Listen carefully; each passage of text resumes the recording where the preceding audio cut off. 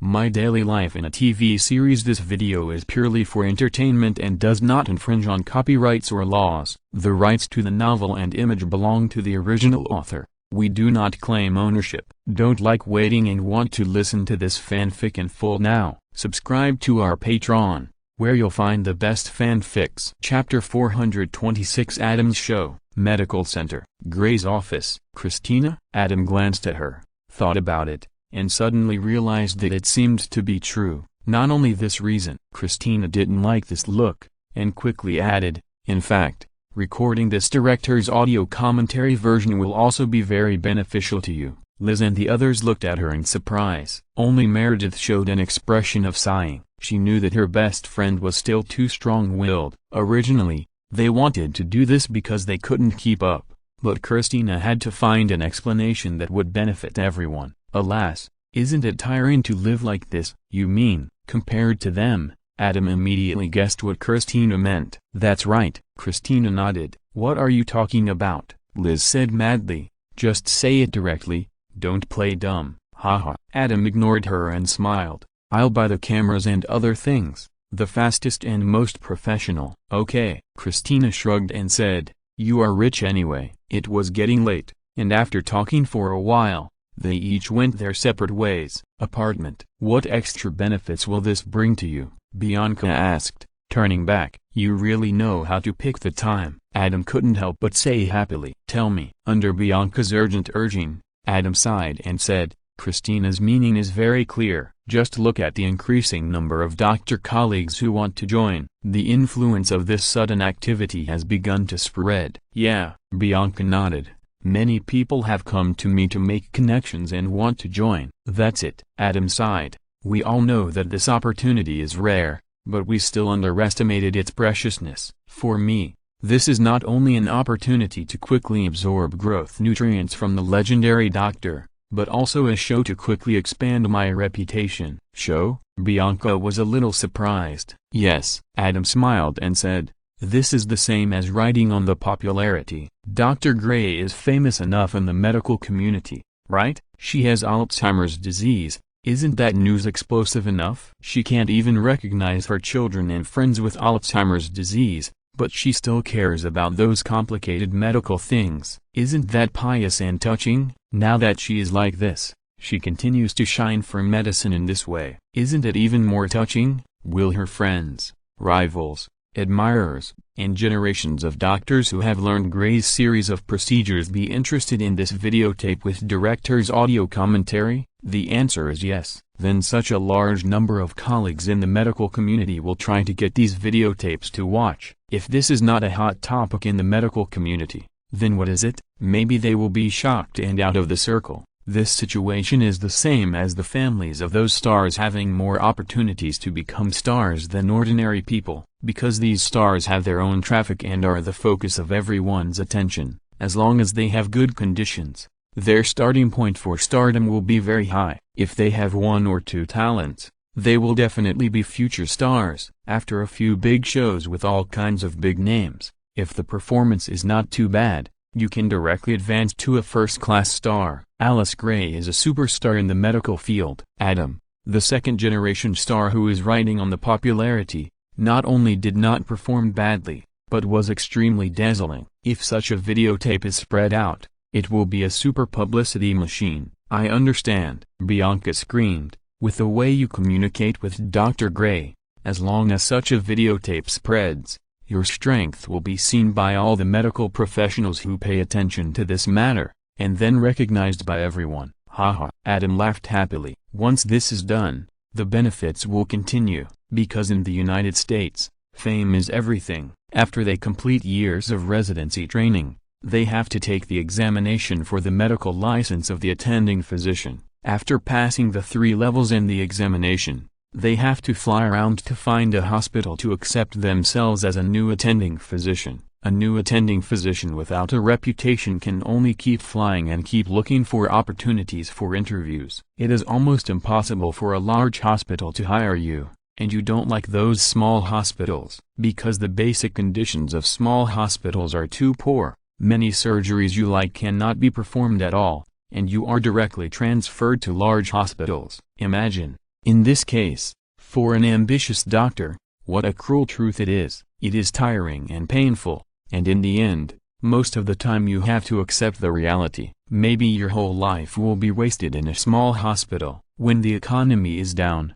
small hospitals can't survive, and there is a risk of unemployment. After working hard to jump to a large hospital, you have to start all over again. Familiarize yourself with the hospital's personnel rules and various latest medical equipment and medical technologies. When the economy is down, large hospitals lay off employees, and you are the first to be laid off. Those who have made it to this level are basically middle-aged, but in order to avoid being unemployed, they have to put on a smile and ask the hospital to give them the opportunity to be 007, so that they can be stronger. How miserable. But for people like Adam, the situation is completely the opposite. As long as the residency training at the medical center is nearing the end, even if you haven't obtained the attending physician's license, large hospitals all over the United States will come to you a few months in advance or even a year or two to build a relationship with you. Holiday gifts that you will never miss. Send you flower baskets from time to time. Fly over to treat you to a big meal. The hospital's chief surgeon or professional headhunter will persuade you diligently, flatter you in various ways, and promise you various salary and benefits that make other attending doctors jealous. Most of the time, there will be all kinds of open and secret struggles. The beauty trap, the alienation trap and other 36 strategies are never absent. The purpose is to grab you and let you join their hospital. Because of your excellent joining, it can improve their hospital ranking. The hospital ranking determines the patient's resources. The strong become stronger, and the weak become weaker. This is another cruel cycle. And for Adam and others, this feeling of being coaxed like a boss, even the calmest people will feel secretly happy in their hearts. Not to mention, you can really choose your favorite hospital and position. You know, positions in the hospital are one carrot one pit. If the position is not vacant, even if you go there, you may not be able to immediately become the director of a department. For example, Leonard and Burke, they are both attending physicians in cardiothoracic surgery. But Dr. Burke is the director of the small cardiothoracic surgery department under the general surgery department of the medical center, and is responsible for the work of the small cardiothoracic surgery department of the medical center. Theoretically, if Leonard's own patient group does not come directly to Leonard, then Dr. Burke has the final say in the cardiothoracic surgery department of the medical center. This is the resource brought by the position. There is a siphoning phenomenon in large cities and large hospitals. Such resources are much better than accumulating one's own patient group through word of mouth. Adam has a deep understanding of this. When he was a small online writer in his previous life, why did he care about the editor 100 times more than his girlfriend? It was because the editor had the recommended resources. A heavyweight recommendation may make you take off on the spot. In this case, how can you not? The editor abuses me thousands of times, and I treat the editor like my first love. Adam had no choice in his previous life, but he doesn't want to live like this in this life. Then making a name for himself and reversing the supply and demand relationship is Adam's inevitable choice. After all, who would be willing to cry out 30 years in the East, 30 years in the West? Don't despise the poor young man and work hard to stage a farce of counterattack when they can just push forward all the way. That's 30 years of hard life, or the most enjoyable 30 years. Chapter 427 will begin 2 days later, Saturday night. In the ward, Mr. Justin, we thought we could treat the tumor in a simple way, but it's more complicated than we expected. The tumor has infiltrated the pericardium, causing a tear in the outer muscle of the heart. Dr. Burke was communicating with the patient who had just woken up after the operation. What a complicated medical term. The patient Mr. Justin smiled bitterly. It means your heart is broken, but we saved you. You will be fine, Christina said quickly. Dr. Burke, is that so? The patient Mr. Justin looked at Dr. Burke in surprise. Dr. Burke put his hands on his waist, glanced at Christina, nodded and smiled at the patient Mr. Justin. Yes, take good care of yourself, you will be discharged soon. Walk out of the ward. Dr. Yang, are you in a hurry? Dr. Burke looked at Christina. No hurry. Christina immediately denied it. Anything tonight? Dr. Burke's eyes were a little complicated. Date? After Christina was stunned, She couldn't help laughing. "You really don't know anything, Preston Burke. It's not a date." Dr. Burke's eyes lit up. During this period, Christina's alienation was so obvious. Apart from working hours, there was almost no private communication, and the romance of locking the door in the duty room was so distant that it seemed to have happened in the last life. As a man and a senior doctor, he also has to save face. If Christina didn't say it, he wouldn't ask. But tonight is Saturday. He checked Christina's duty list and knew that she would rest tomorrow. In addition, Christina was obviously in a hurry to get off work, so he had to think more, and then he couldn't help it anymore, and began to ask. The result satisfied him. That's right. How could a female doctor like Christina, who is so motivated, waste time on things like dating? He was worrying too much. "So what are you doing tonight?" "You really don't know?" Christina said in surprise. Adam organized a lecture on Dr. Alice Gray's classic heart transplant surgery in the teaching room of the medical center tonight. Anyone can go and watch it. It will be recorded live. I have reserved a front row seat. She has participated in 4 of these directors' audio commentaries, and it has been very rewarding. In addition to technology, she reminded Adam of the improvement of his reputation. Therefore, even if the lecture is implemented in the mode of Alice Gray watching and explaining plus Adam asking questions, the focus of tonight's recording will only be on Alice Gray and Adam. But this time, in order to improve the effect, Adam will give them the opportunity to ask questions on the spot. This is also a good opportunity to show her face. If she can use her talent in the question and answer session to ask some very high-level questions and stump Adam, the teaching assistant, then she may be able to become the real protagonist. Of course, she didn't have much hope for this, just a little yeet deep in her heart. After several lectures in this mode, she has been convinced by Adam. But you always have to have dreams. What if they come true? Alice Gray? Dr. Burke was stunned.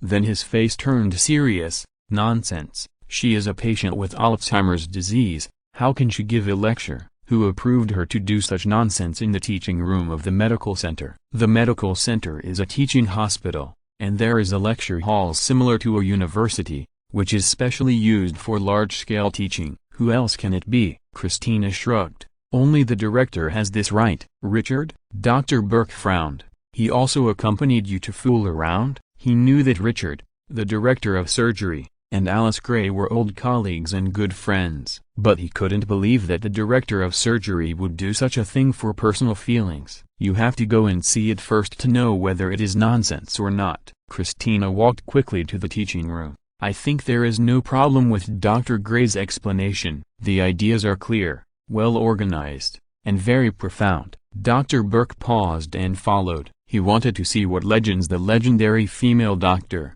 the pioneer of cardiothoracic surgery, could create after suffering from Alzheimer's disease. Teaching room. Doctors came in groups of 3 or 4, discussing the lecture tonight. When Dr. Burke and Christina arrived, the room was already full. Damn it, find a place to sit by yourself, Christina said to Dr. Burke and ran to the front row quickly. The best seat in the front row that she had reserved was now being protected by Meredith with difficulty. Many people gathered there to take the seat. Dr. Burke looked at Christina's running back and couldn't help shaking his head. Then his eyes fell on the podium. Alice Gray sat there with a cold expression, while Adam stood beside her, communicating with her from time to time. In a corner of the teaching room, a camera device of obviously very high grade was being debugged by several professional operators. That posture, those who didn't understand would think they were filming a movie. This scene is really unique. A willful rich man. Dr. Burke. Dr. Shept. Did I miss anything? Dr. Shept appeared quietly beside Dr. Burke, standing shoulder to shoulder with him in the last row, looking at the entire teaching room from a distance. You also know about this? Dr. Burke was surprised and asked, you have no opinion on this? You don't know about such heavy news? Dr. Shept smiled and said, I have always believed in miracles. Dr. Alice Gray is a legend in herself. Even if she has Alzheimer's disease, I am still willing to keep my faith and hope that her endless love for medicine can really break the shackles of Alzheimer's disease and create new miracles in medicine. If Alice Gray really creates a miracle and returns to normal, what do you think she will say to you after hearing what you said? Dr. Burke glanced at him. I know. Dr. Shept smiled and said, "She will say that you are definitely not a cardiothoracic surgeon, but most likely a neurosurgeon, because the top cardiothoracic surgeons are God, and the top neurosurgeons can only pray to God most of the time and persuade patients to believe in miracles. This is also the reason why the best doctors only choose cardiothoracic surgery." Dr. Burke smiled. He couldn't agree with Dr. Shept's words anymore. In the doctor contempt chain, cardiothoracic surgery in this era completely crushes neurosurgery. Dr. Shept gave a good summary. On stage, Adam saw that the time was up and most people had arrived. He communicated with the camera crew and announced the start of the show. This time, a projector was used directly. Alice Gray explained the operation video while playing it, and Adam asked questions from time to time. Dr. Burke stood there with his hands folded at first, with a disdainful smile on his face that said, "You are fooling around." But as Adam asked more questions, his smile disappeared and his eyes became serious. Half an hour later, he showed an incredible expression. Chapter 428 shocked the entire medical center. Teaching room. Adam and Alice Gray were on the stage, answering questions one after another, neither hurried nor slow, as smooth as silk. The audience with poor skills soon couldn't keep up, but they felt it was impressive. Some people who like to immerse themselves in the story even found it pleasing to watch. I'm just that good. The audience with high skills could keep up, and were also amazed at Adam's ability to answer questions fluently with Dr. Gray, because this was not a one-sided Adam asking questions and Dr. Gray answering. It was a complete interaction. After Adam asked questions, Dr. Gray would also ask details and ask questions to Adam in turn. For many details, they felt that they had to think carefully before answering if they were in his shoes. But Adam could answer without thinking. Maybe he had checked the script beforehand. Amazing. Dr. Shept in the last row couldn't help but sigh. It's incredible that an intern can do this. It's not that simple. Dr. Burke stared at the stage. Huh? Dr. Shept was surprised. Of course it's not simple. Their current question and answer mode is no longer limited to a classic operation. During the operation, why is a certain step done in this way? Is there a better way? If there are other changes, how to deal with them? Then, according to the treatment of this step, what changes will there be in the subsequent operation, etc. This network-based expansion covers almost most of the situations that may occur in a certain type of operation. Only by mastering the treatment methods of most diseases can you truly perform surgery independently and become a qualified attending physician. Isn't this what we train interns and residents for many years? How can it be simple for Duncan, an intern who has just been an intern for less than 3 months, to do this 5 to 7 years in advance? That's not what I meant. Dr. Burke heard such a long string of words in his ears, and he had to look away from the stage and glanced at Dr. Shept. The expansions he proposed that were different from this operation and the detailed answers he gave to these expansions are all real data. Duncan has a visual memory, as long as he is willing to work hard to do his homework in advance. These data are of course the most real. Dr. Shept smiled indifferently and said, "We all know that he is not only talented, but also extremely hard-working." "You are not a cardiothoracic surgeon, so you didn't hear it." Dr. Burke shook his head. "The extension he just proposed has only appeared once in the medical field. I performed that heart surgery." "So?" Dr. Shept was puzzled. This can only show that Duncan has done a very solid job. "Indeed." Dr. Burke nodded. "But this solidity is beyond the thinking of ordinary people. The patient of that heart surgery was a little girl, and the surgery we are watching now was a middle-aged man. Can the detailed data of the little girl's surgery be completely extended to the middle-aged man? Of course not." Dr. Shept shook his head. "Gender, age, development level, physical condition and other factors are very different, which will inevitably cause the detailed data of the surgery to be different. The simplest example, why are top anesthesiologists so awesome? Isn't it because he can adjust the anesthetic dose according to each person's different physical condition, so that the patient is in the various anesthetic states required by the surgeon to avoid anesthesia death? Anesthesiologists are like this. When other doctors use drugs and perform surgery,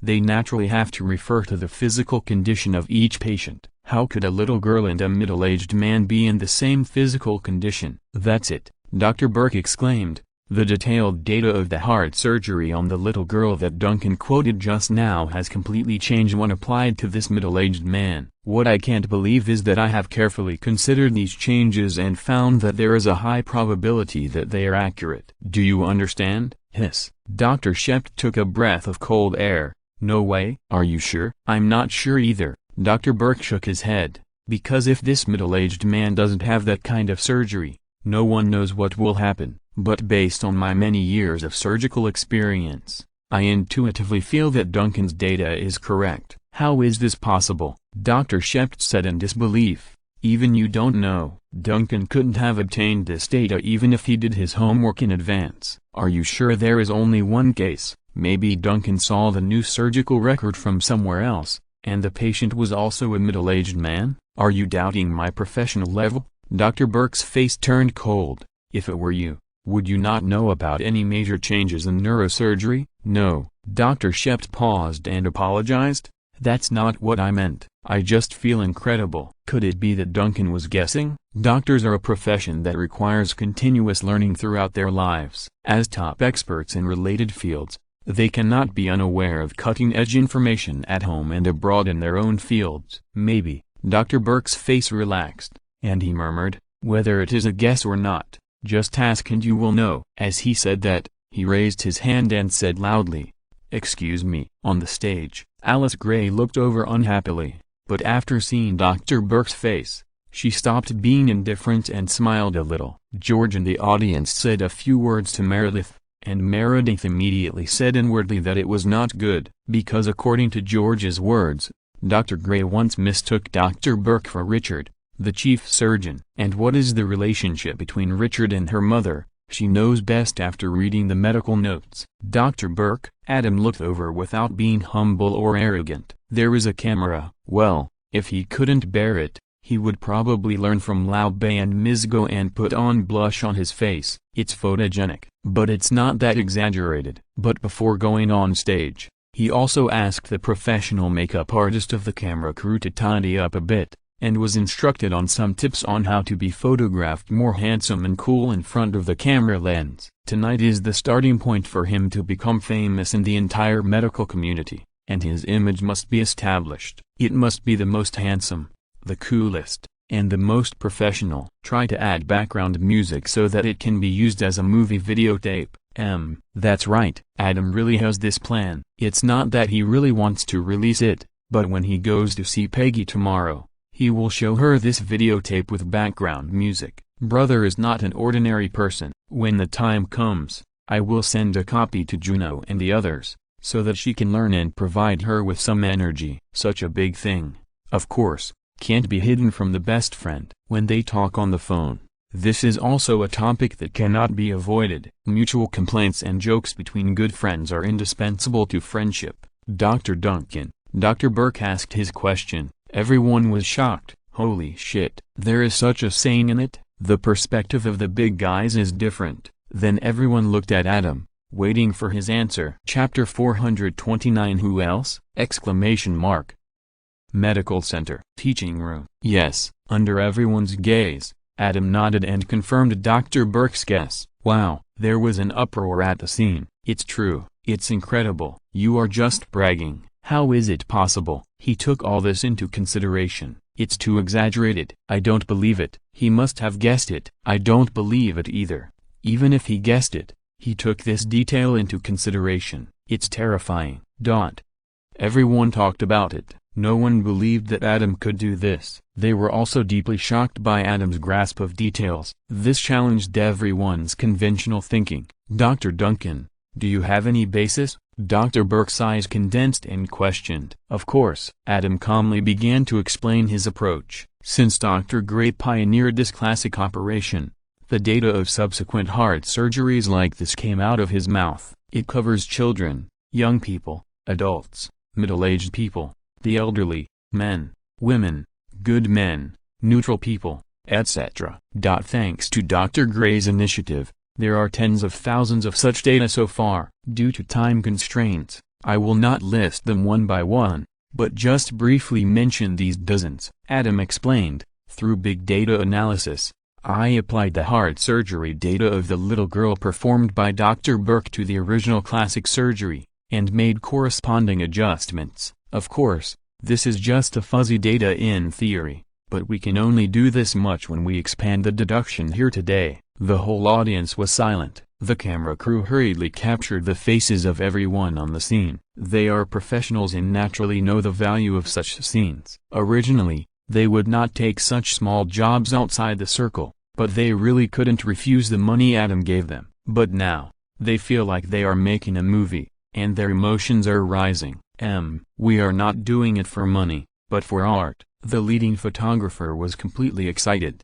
As the saying goes, a photographer who doesn't want to be a director is not a good photographer. Such a good subject, such a handsome leading actor, such a shocking real scene. Once it is shot, his director Juno's work will definitely be a hit. Who wants to be a photographer if they can be a director? And he is not just dreaming. Many directors are photographers. Others can do it. Why can't he? At this moment, he even imagined the scene after he became a successful director. No longer need to hide and shoot for directors and actresses. No longer need to take photos to please those third-rate actresses and dream chasers after work, tarnishing the professional reputation of photographers. He can also talk about life, ideals, and scripts with first-rate actresses at night, experience the mood of the male protagonist in advance, and lay a solid foundation for better shooting. He is the king of the world. Did you write down all the surgical data of this pioneering operation? After a while, someone in the camera of the king of the world asked in a hoarse voice. I did some homework. Adam smiled reservedly. Do you remember all the tens of thousands of operations? Someone asked, with a tone full of disbelief. I have a good memory. Adam was reserved again. Based on these data, you just casually deduced it? Someone asked again. I'm good at math and I'm sensitive to numbers. Adam was really reserved this time. In the field of mathematics, he has just started, and he is still a younger brother. Well, for Peggy, he is like this. The whole audience was silent again, and many people were dumbfounded. Damn it. You are not bad no matter what you say. You are just not bad? Then what are we? Trash? The next scene was a bit exciting. Every time Adam proposed a new direction of development, and he and the legendary boss Alice Gray imagined a branch operation that was either virtual or real, people kept interrupting and asked all kinds of tricky and weird questions. They suspected that Adam was pretending. Everything before was carefully planned. No one can be so awesome. In their world, there is no such awesome peer. Therefore, exposing Adam's true face became the common goal of most people. They would ask any questions they could think of immediately. As long as Adam couldn't answer, it proved their point. Then they would breathe a sigh of relief. But what made them look horrified and look at each other was that no matter what questions they asked, Adam could answer them quickly and accurately. This doesn't look like something that could be planned in advance, because even they themselves didn't know they would ask this question. And some of the questions have completely gone off track and have nothing to do with this operation. No way, no way, no way. This classic exclamation emerged in everyone's mind. Even if you don't want to believe it, the only explanation for this phenomenon is that Adam is really a cow standing upside down, which is awesome. The theoretical knowledge of a mere intern is exaggerated to such an incredible degree. Can a true top genius really do this? Before, Dr. Gray said that Adam's theoretical knowledge is not inferior to anyone, and his technical level is that of a new attending physician. I still don't believe it. George, who was sitting in the front row, murmured. Now it seems that Dr. Gray is Dr. Gray after all. Her vision is not comparable to ours. I surrender. Such a quick question and answer is the best way to show a person's true theoretical level. Why are senior doctors so authoritative when they take interns on rounds? Isn't it because they ask questions that interns need to do homework in advance before they can answer them, and they just give explanations casually when facing the intern's questions? Sometimes interns know that they are right, but they dare not argue with their superiors, because they don't have the confidence to face their superiors and debate with them openly. They are afraid that the superiors will ask a question they haven't thought of and they can't answer it. because medicine is too profound. There are countless explanations for the same disease. Oncologists see tumor symptoms. Immunologists see immune symptoms. Neurologists see neurological symptoms. No one can say for sure until the diagnosis is confirmed and the treatment is effective. Before that, whoever's theory can better explain the disease, whoever has more confidence, and whoever can convince patients and others is the authority and can take the lead. Isn't that how technical authority and the rule of obeying technical authority come from? Excellent, excellent. The photographer, who dreams of being a director, controls the camera and keeps shooting, shouting in his heart, "Who else? Come on, don't stop." Unfortunately, after the bombardment of questions just now, everyone was stunned by Adam. Their minds were empty, and they couldn't think of any questions, only incredible.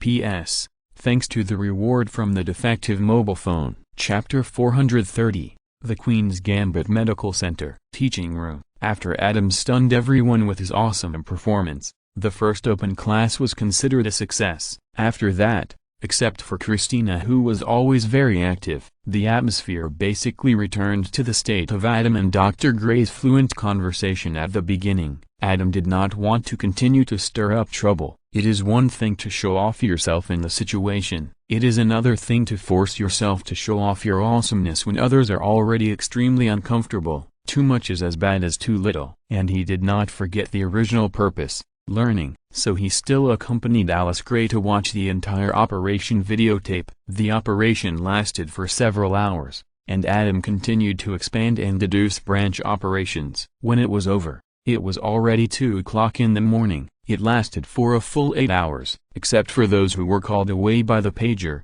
no one left early, and no one even got up to go to the bathroom, because they suppressed their envy and jealousy of Adam being just an intern, and only regarded this open class as a wonderful conversation between two medical masters. It was definitely full of dry goods, and there was no boring moment throughout the whole process. According to the novels in the East Country, this is a secret book of peerless martial arts. Residency training lasts for so many years, and you have to work hard in the hospital. You have to please the senior attending physician. You have to take care of stupid interns. Isn't it for the purpose of learning as much as possible so that you can truly practice medicine independently? Routine procedures, usually dealing with ordinary cases. These are repetitive work, which can only increase the experience points of these ordinary minor surgeries, and the upper limit is there.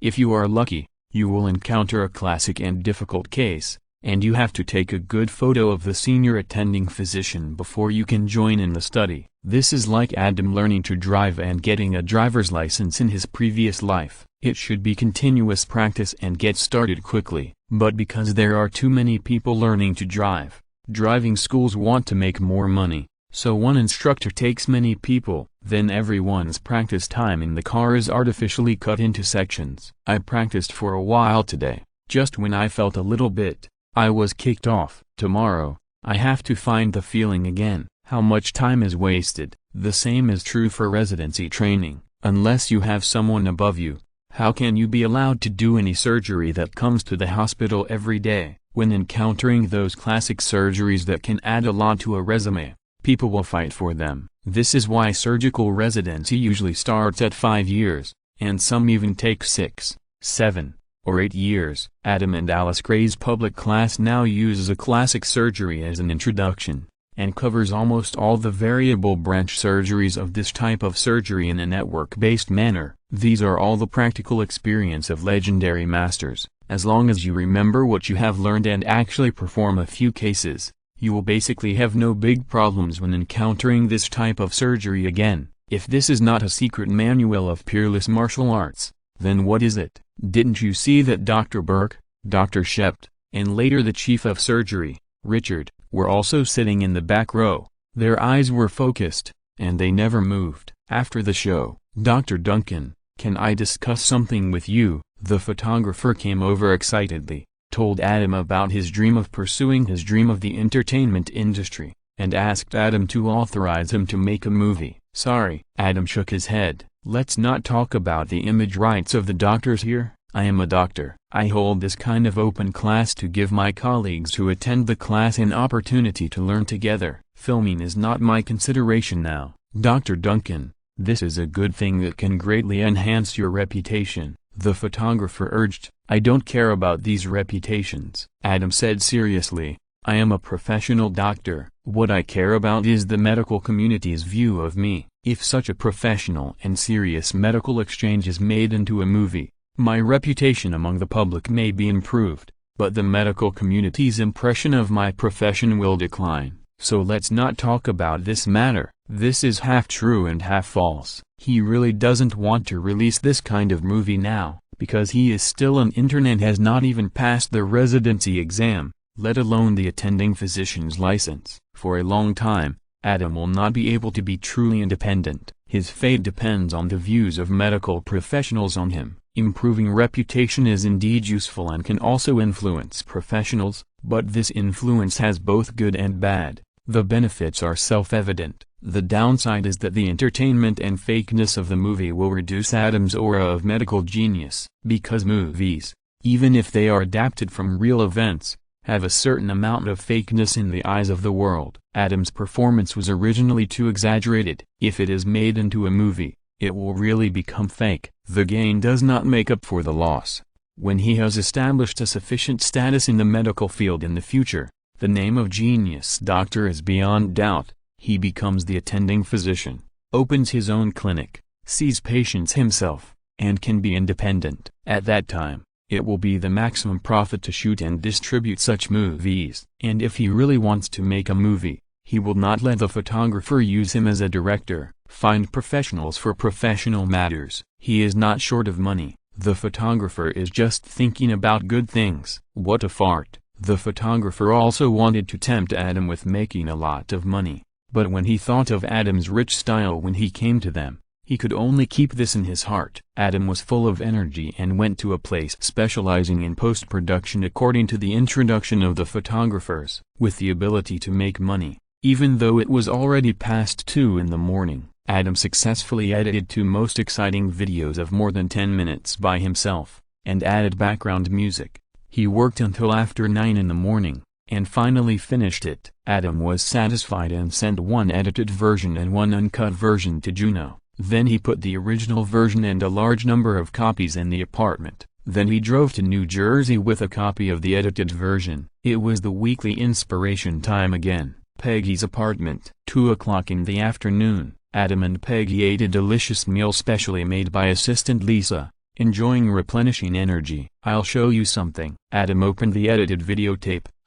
After watching it, Peggy showed a little surprise on her delicate face, and looked at Adam with scrutiny. Did you really remember those tens of thousands of surgical data? Of course. Adam was very satisfied with the effect. Brother is also a super genius now. You will slowly find out. Can you play chess? Peggy smiled playfully. Adam was stunned, and the corner of his mouth twitched. Yes. Very good.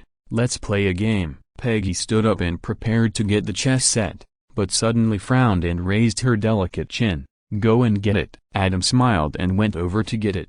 Tell me about those tens of thousands of surgical data. Peggy set the chess set and naturally took the black chess piece. In chess, the white chess piece goes first, and the masters usually take the black chess piece. Let's guess first. Adam's face darkened. Who is he looking down on? Let's lose the game but not the battle. Okay. Peggy smiled and picked up a black and white chess piece, placed it in her palms, put it behind her back, kept changing the position, and finally put her hands from her back to the front, indicating Adam to guess. Adam's mouth curled up and pointed to the left. Peggy loosened her fist, and a black chess piece appeared in the palm of her hand. You go first, Adam said proudly. Are you sure you want to hear those tens of thousands of surgical data? Why not? Peggy, playing white, first picked up the pawn in front of the queen and moved forward 2 squares. If you can really remember those tens of thousands of surgical data, talking while playing chess, it will have no effect on us, right? You really think highly of me. Adam glanced at Peggy. He had seen Peggy and Sheldon play chess before, and in order to win Peggy's friendship, he had also learned about chess. Peggy's opening was a queen's gambit, a defensive counterattack, also known as the Sicilian defense, or the queen's opening. There is gain only when there is sacrifice. which is quite similar to the taste of the Zenlong chess game in Go, where one must survive in the face of death. This is only used against masters. P.S. Thanks to Duan Muinran, Dimensional Shuttle is good looking. Book friend 1611060524078990, and book friend 1511211253290012 for their rewards. Chapter 431 Adam is going to be a father in New Jersey. Peggy's apartment. Adam was playing chess with Peggy while reciting the tens of thousands of heart surgery data. They were both super geniuses, and multitasking was a basic skill. Adam played very slowly. Otherwise, with Peggy's chess skills, he would have been killed long ago, because he only knew a little bit of it before. Even with a super CPU now, he had to spend a lot of time to deduce the subsequent changes of each move of Peggy. In his mind, there was a chess game, with black and white pieces constantly moving forward and backward, and scenes of the game were rehearsed in his brain in advance. It looked awesome. However, Peggy's brain was also a super CPU.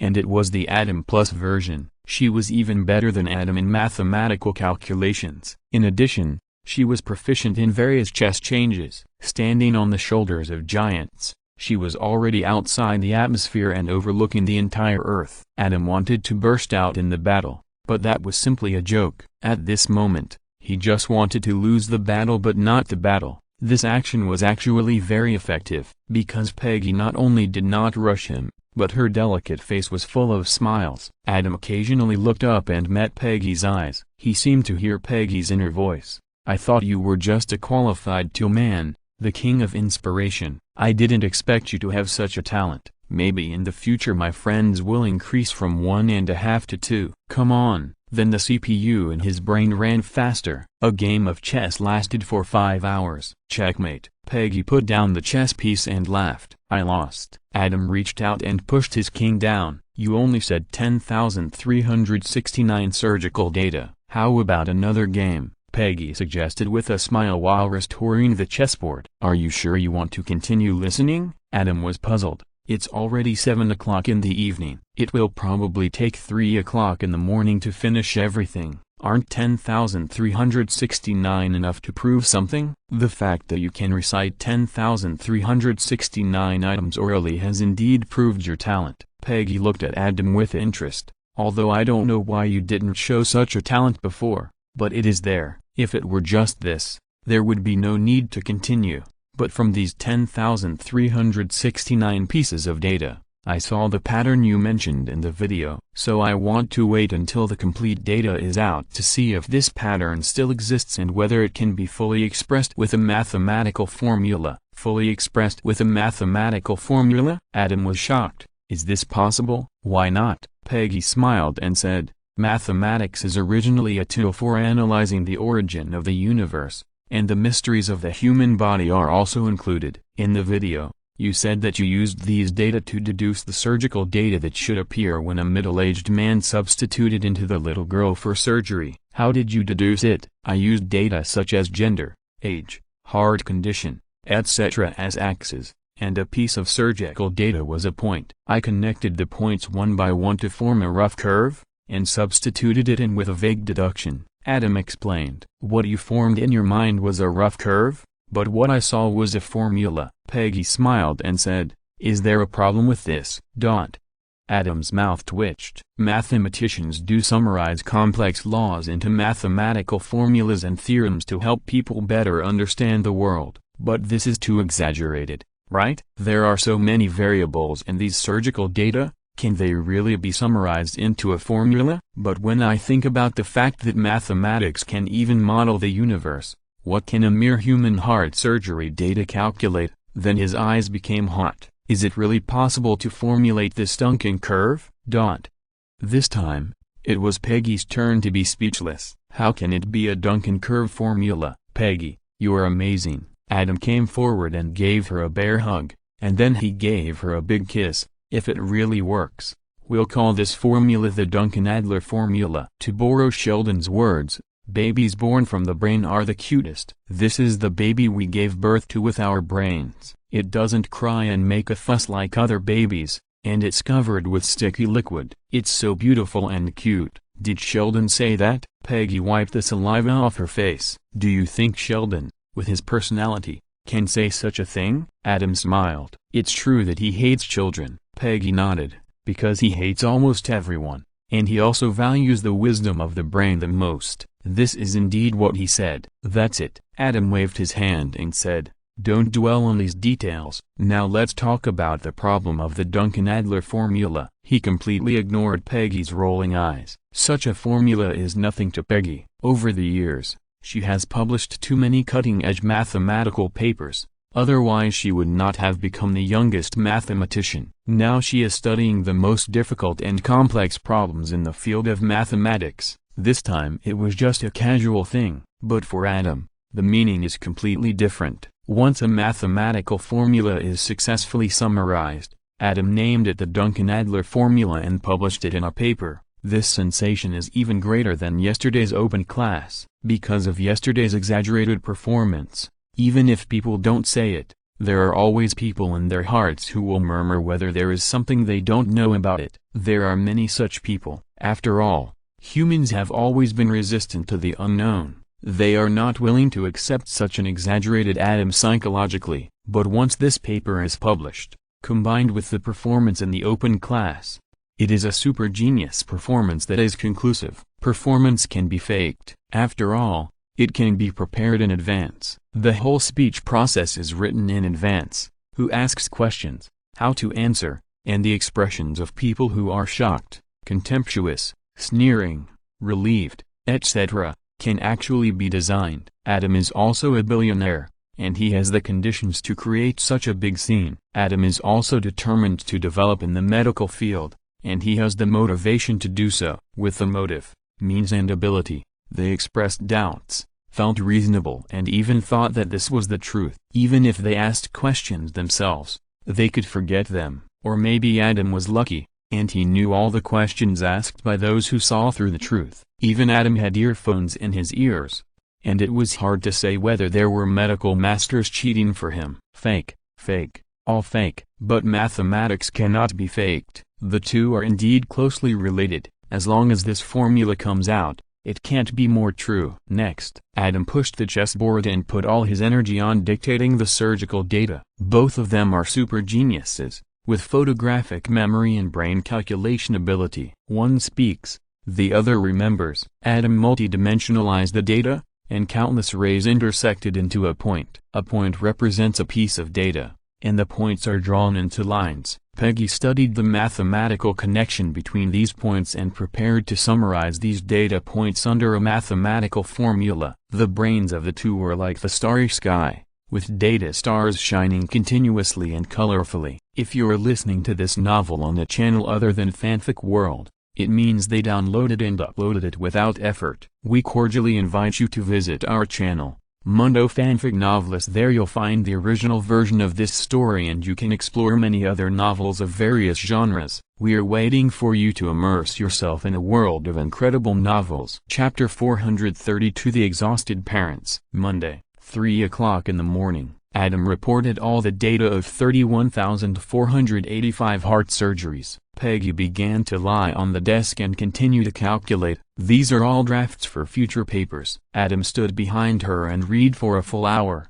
but he couldn't understand those complicated and profound mathematical formulas at all. Sure enough, in the field of mathematics, he was really just a younger brother. This also made him determined to double the time he spent studying mathematics in the future, because mathematics can not only help him and Peggy establish a common language, but also have a strong driving force for his own medical career. Once such a heavyweight paper is published, his resume will not only add a bold and colorful stroke, but also add a shining page. But now, he can only watch and can't understand anything. Duncan-Adler formula. It's a bit guilty to say it, but this idea didn't last for even a second before it was cut off by Adam's sword. If it weren't for Adam, how could Peggy pay attention to this? Just like a woman is pregnant for 10 months, the unquestionable credit is the greatest. But if the man doesn't take those first few minutes, no matter how capable a woman is, it's useless. That's just an ordinary man. Adam came at 9 in the morning and worked until 2 in the afternoon.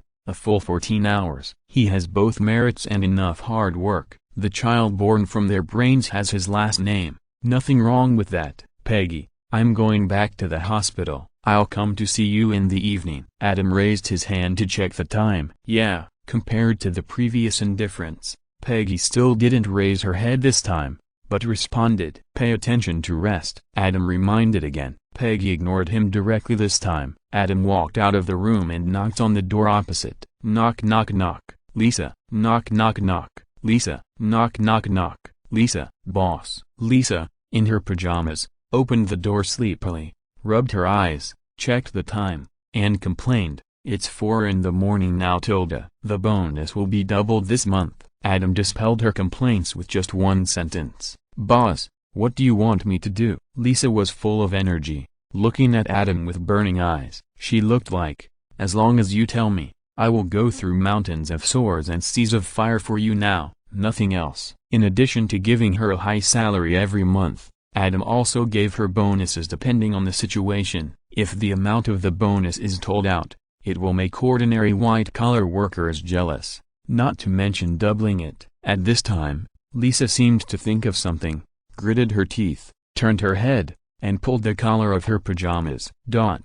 Adam's mouth twitched. "What do you mean by this? Who do you think I am?" Peggy has entered a state of research in which she forgets herself and the world. You have to keep an eye on her at all times. "I will come again in the evening and prepare an extra dinner," Adam explained. Oh, Lisa nodded repeatedly, and when she saw Adam turning around and leaving, she subconsciously said, "Boss, that's it. What else do you want to do?" Adam complained.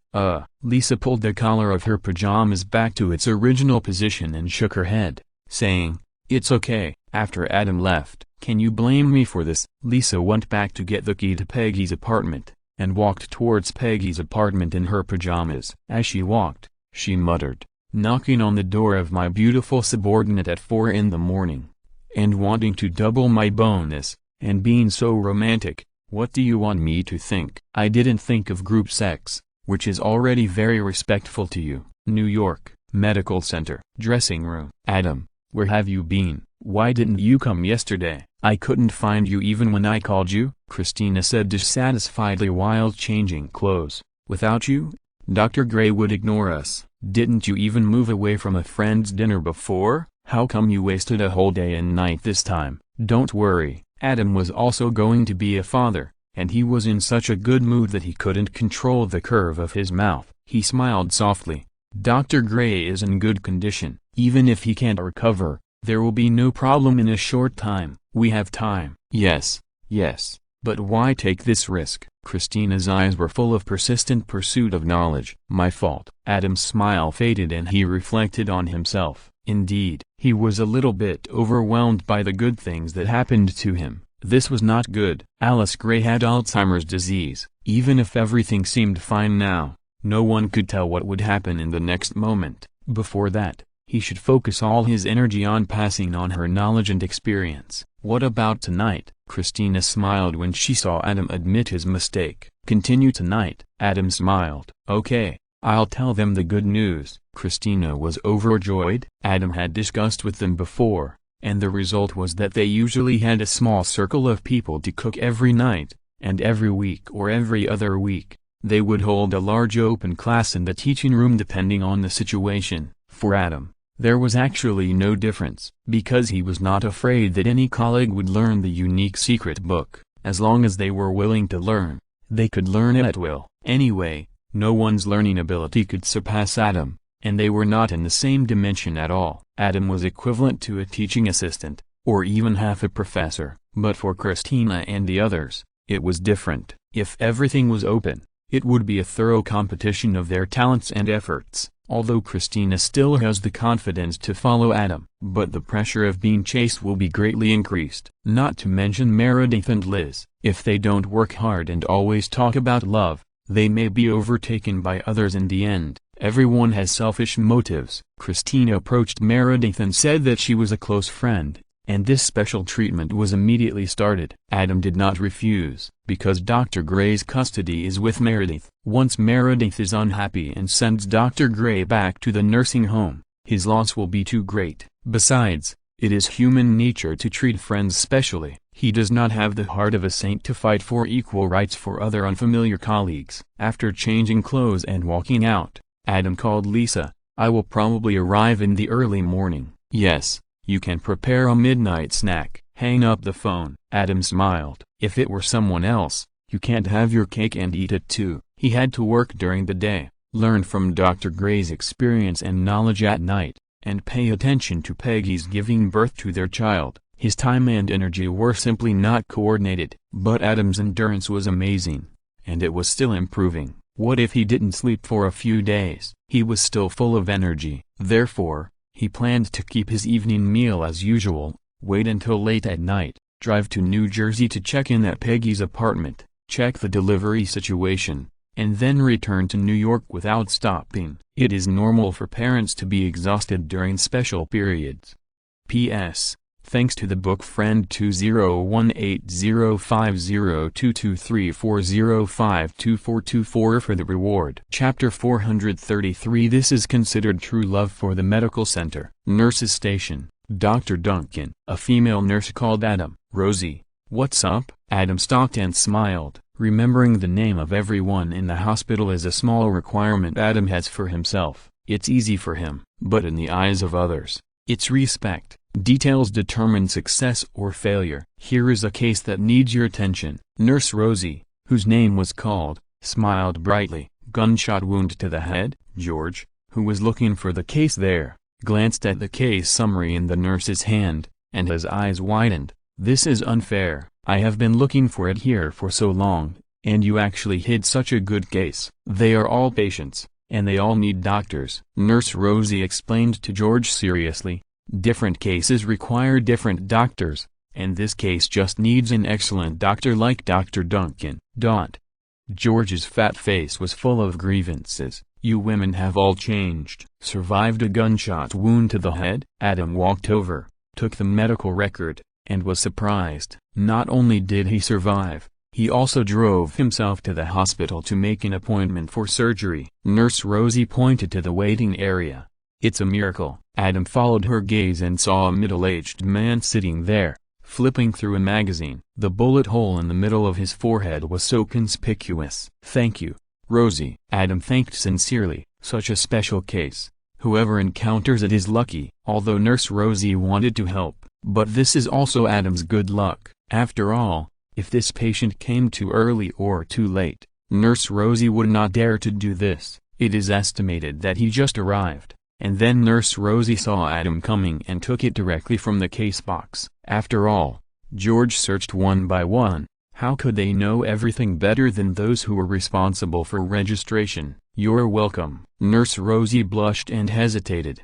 Dr. Duncan, can you give me a copy of the videotape of your open class last night? I want to learn from it too. Of course. Adam was just a little stunned, and immediately agreed. Originally, he copied so many discs just to give them to this and that, and spread them out. Although nurses are at the bottom of the hospital's contempt chain, they don't play a big role in spreading Adam's fame. But it doesn't matter who they are giving it to. It doesn't matter if it's just one dish. Besides, maybe what she said is true. There are also motivated nurses who study hard, get into medical school, and finally become doctors. Thank you. Nurse Rosie smiled even sweeter. Of course, she didn't want to learn from the videotape as she said. She couldn't understand it at all. There are very few nurses who want to transform, and it's not that easy to be a doctor. The reason why she wanted it was to watch it as a movie. In this era, there is no term licking the screen, but her plan does vividly interpret this term. You're welcome. Adam smiled and nodded at her, then took the medical record and walked towards the patient. Mr. Linden, I'm Dr. Duncan. Do you mind if I examine you first? Of course not. Mr. Linden put down the magazine. When Adam began to check, he also began to tell his story. When I was wiping the pistol, I pulled the trigger. I thought the magazine had been taken out. Who would have thought that this would happen? Really? Adam smiled non-committally. Why don't you say that you are the fire cloud evil god? You pointed the pistol at your forehead and pulled the trigger. As a result, you made a mistake and didn't have time to clamp the bullet with your fingers. But you have the protective energy, so the bullet entered your brain without any injury. This is a real good story. You don't believe it? Mr. Linden was anxious. It was really a mistake. You didn't think I committed suicide, did you? Don't get excited. Adam comforted. I am a doctor. I am responsible for taking the bullet out of your head. Other things are not our business. The police will ask you when the time comes. Police? Why do you want to involve them? Mr. Linden became even more anxious. All gunshot wounds need to be reported to the police. This is a legal requirement, Adam explained, even if it was an accidental discharge. The key is that the police must accept your statement. Mr. Linden was silent for a moment and murmured, everyone makes mistakes, and I am no exception. Now I have paid the price for my own mistakes. Adam looked at him thoughtfully. Mr. Linden, we need to take a court scan first. Whatever. Mr. Linden was not in a good mood. After getting the court scan, Adam was amazed. The bullet entered from the forehead and miraculously avoided all important brain tissues and got stuck there. OMG. Doctor, how is my husband? Adam asked the nurse to call Dr. Shept. When he returned to the ward, he found that there was a middle-aged woman inside, standing in front of the bed, exclaiming to Adam, he needs an operation, and the detailed operation plan can only be determined after Dr. Shept comes. Adam explained. Dr. Shept came over soon. Duncan, tell me what you think. From the court scan, we only need to remove the necrotic tissue caused by the bullet's trajectory. We don't need to take such a big risk to remove the bullet, Adam said. This plan is safe enough. The disadvantage is that the patient will not be able to have an MRI in the future, and it will take more time to go through security checks on the plane. Very good. Dr. Shept nodded and looked at the Lintons. This is the surgical plan. Removing the bullet is very risky. Not removing the bullet will cause more trouble in the future. What is your decision? Not removing the bullet, the Lintons said in unison. Okay. Dr. Shept closed the medical record and ordered, Duncan, go make an appointment for the operating room, and then do the preoperative examination. We will do the operation as soon as possible. Yes, Adam replied. When he came back from making an appointment for the operating room, he heard the Lintons arguing. It's been 21 years. I love you and I forgive you. You had an affair. You don't have to pretend to be magnanimous here. You betrayed me. I have a bullet in my head. We can't be even this way. You shot me. Oh, you should have thought of this when you cheated. You also said that we have been together for 21 years. Did you just meet me today? Adam was outside and didn't know whether to laugh or cry. Sure enough, there was something behind it. It was indeed an accidental discharge, but Mr. Linden cleaned his own gun, and then his wife's gun went off accidentally. I think Mrs. Linden should be from Texas like Adam, but Mr. Linden really loved his wife. Without his incredible luck, he would have died long ago. Mrs. Linden really intended to kill him, otherwise she wouldn't have shot him in the head directly. When Mr. Linden was pushed into the operating room, the police came and began to question Mrs. Linden. Adam shook his head. With Mrs. Linden's violent temper, even if Mr. Linden tried his best to cover it up, unless the police turned a blind eye like Adam, it would definitely not be hidden.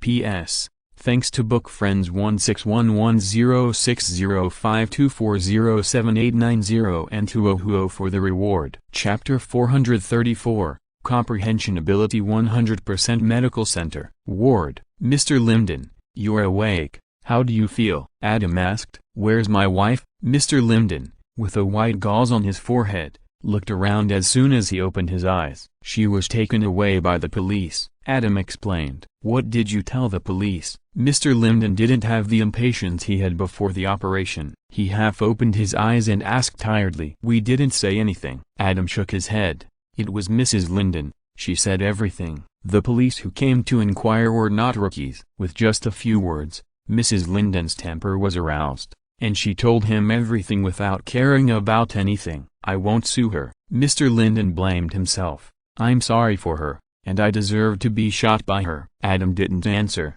but asked again.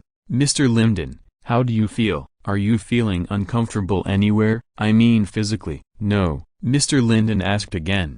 What will happen to her? The police will charge her with first-degree assault. Adam closed the medical record and ended the conversation. Mr. Linden, you have a good rest, and let the nurse notify me if there is anything. Noon. Cafeteria. Adam, Did you really take in a patient who survived a gunshot to the head? Christina envied. Not as good as you think. Adam knew what she envied, and explained, we simply cleaned up the necrotic tissue on his forehead that was damaged by the bullet, and the bullet was still in his head. Is that so? Christina was a little disappointed. This operation was not difficult. The attraction naturally disappeared at once. See, don't offend women, Meredith mocked. He. Adam looked up at her and smiled. Dr. Shept said the same thing. What did he say? Meredith's eyes immediately became sharp. He said he could understand Mrs. Linden. If he were Mr. Linden, he wouldn't blame her. Sometimes, if a bullet can win back feelings, it's worth it. Adam was telling her the sweet talk seriously. In the operating room before,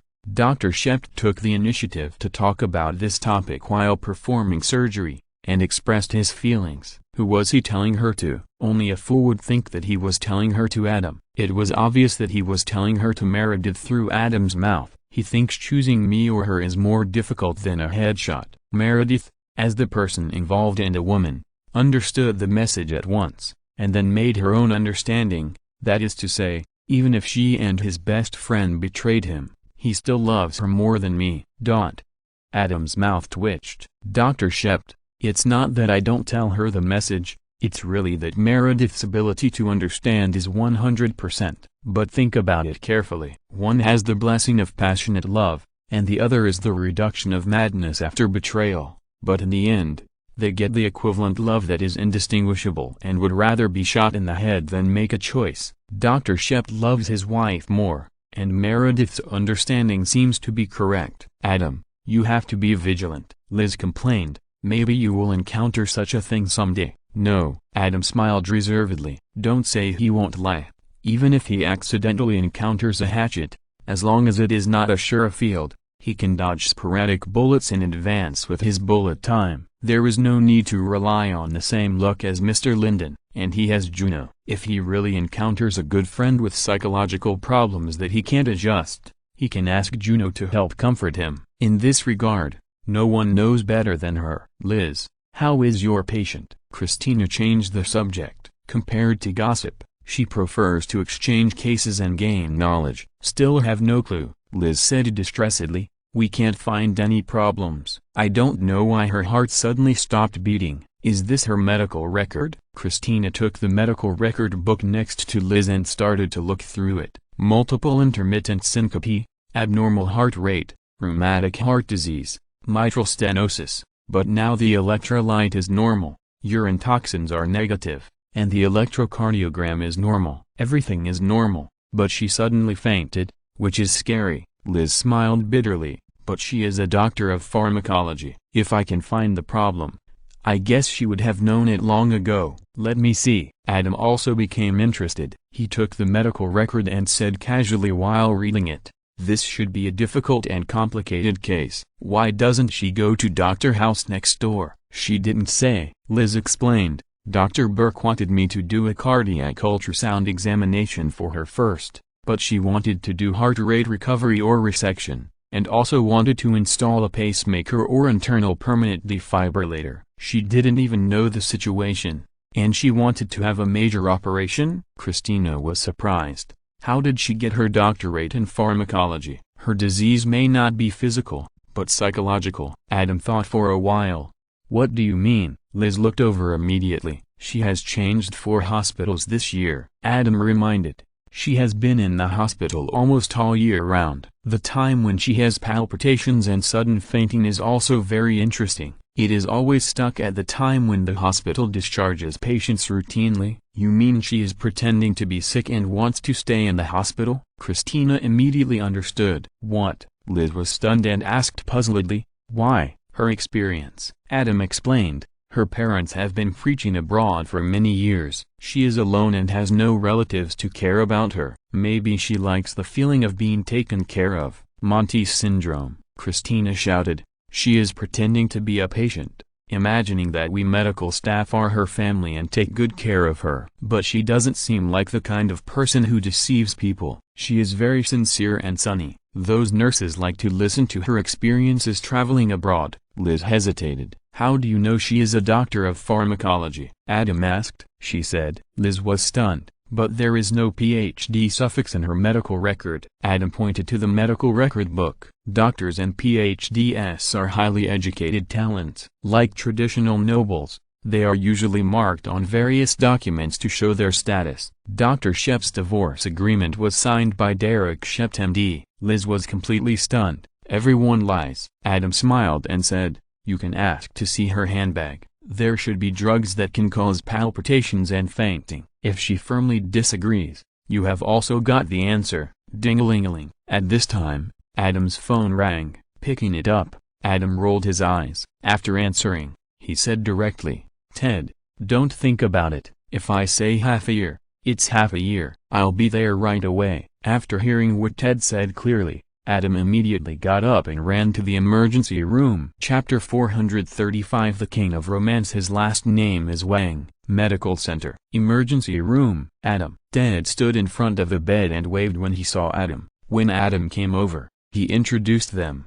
"This is my father and mother. Today is my birthday. They flew over to celebrate my birthday." My mother suddenly fainted for some reason. "Hello, Mr. Mosby, Mrs. Mosby." Adam smiled and greeted them. "Hello, Adam." Ted's father nodded. Ted's mother, who was lying on the bed, smiled and said, "Excuse me, Adam." "You're welcome. Ted and I are good friends." Adam smiled and asked while looking through the medical records, "Has this happened before?" "This is the first time," Ted's mother said. "But she used to have chest pain every year at this time." Ted's father added. "What?" Ted shouted. "Why didn't you tell me?" "It's only in the last few years. It's just a dull pain." Ted's mother smiled unnaturally and said, "It's nothing serious. It will heal naturally in a few days. The doctor said it's okay, so I didn't let your father tell you." Adam sighed in his heart. Poor parents in the world. Parents are like this. Unless it is absolutely necessary,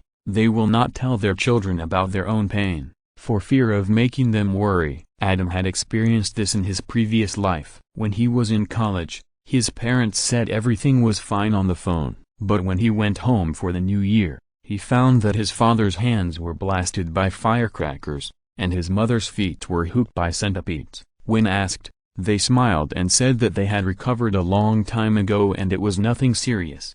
"Mrs. Mosby, let me do an electrocardiogram for you first." Adam smiled. "Okay." Ted's mother nodded with a smile. "How is it?" Ted watched Adam do an electrocardiogram for his mother and asked quickly. "Some abnormalities." Adam comforted.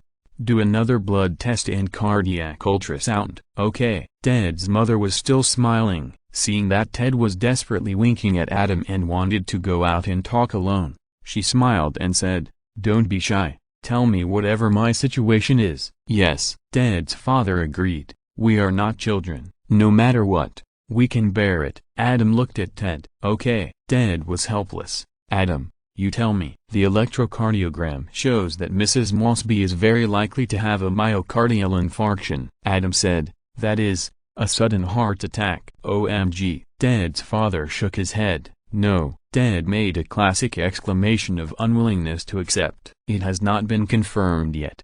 And it may not be." Adam hurriedly comforted. "It must not be." Ted shouted. Adam asked the nurse to draw blood from Ted's mother, sent it to the laboratory, and then took her to do a cardiac ultrasound. "How is it?" Ted said nervously. "The cardiac ultrasound examination is fine, and the blood routine is also fine." Adam said, "It should not be a sudden heart attack." "Great!" Ted shouted, and then he noticed that Adam's expression did not relax, and his face changed. "Adam, this is good news, right?" "Half and half," Adam said in a deep voice. "Although it is not a sudden heart attack, the electrocardiogram shows that Mrs. Mosby's heart must have some problems. We must find out so that we can prescribe the right medicine and completely eliminate the hidden dangers. The unknown is the most terrifying. What should we do now?" Ted said anxiously. "We need to give Mrs. Mosby a cardiac catheter for further investigation." Adam said. "Then do it." Ted's mother smiled and said,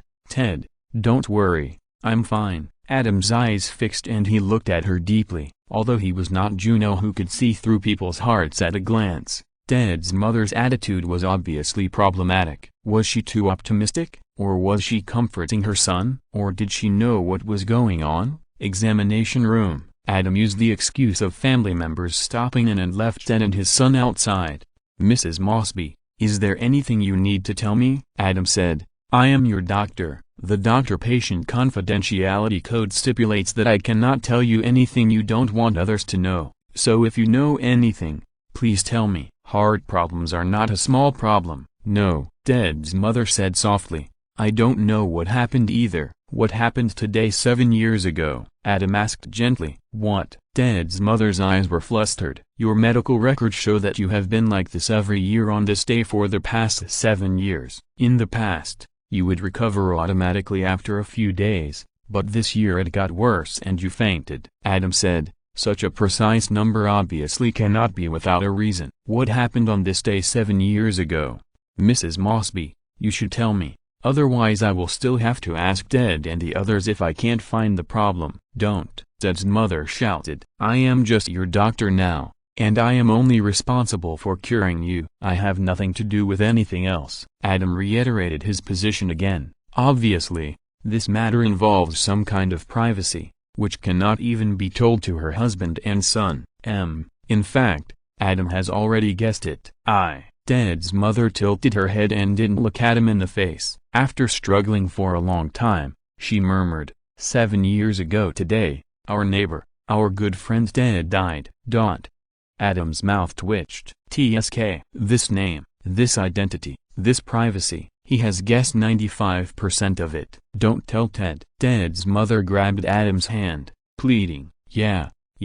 Adam nodded first, then looked at her in surprise. "Only Ted? His father and I are actually estranged in spirit." Ted's mother forced a smile and said, "I just didn't want Ted to be sad, so I kept it a secret. I gave my heart to him 29 years ago, and it was completely broken with his death 7 years ago today. He is my soulmate, and we love each other. He is Ted, a good friend from the neighborhood." "Just soulmates? Then whose son is Ted?" Adam couldn't help asking. Ted's mother wiped her tears and didn't answer. Adam understood her eyes. Maybe she didn't know, but she hoped in her heart that Ted was his son. But on the surface, Ted would only be her and her husband's son. Another confusing account. "This is why I firmly oppose the combination of friends in the circle of friends," Adam complained crazily in his heart. "Mrs. Mosby, you have stress cardiomyopathy," Adam explained. "At this time of year, your adrenal glands feel stress for this reason and increase dramatically. Your blood pressure rises, your chest hurts, and your heartbeat stops for him." "Is my heart mourning for him too?" Ted's mother seemed to be happy and crying. Adam was silent, having an extramarital affair so exaggerated, yet so sincere. They are worthy of being Ted's mother and father. Now Adam knows who Ted inherited his extreme romance from. The king of romance has the surname Wang. P.S. Thanks to Mao Lingchuan for the reward. Chapter 436, Fellow Taoist, please stay. Medical Center. Ward. "Adam, how is my mother?" Ted said nervously. "Mrs. Mosby has stress cardiomyopathy." Adam explained the situation.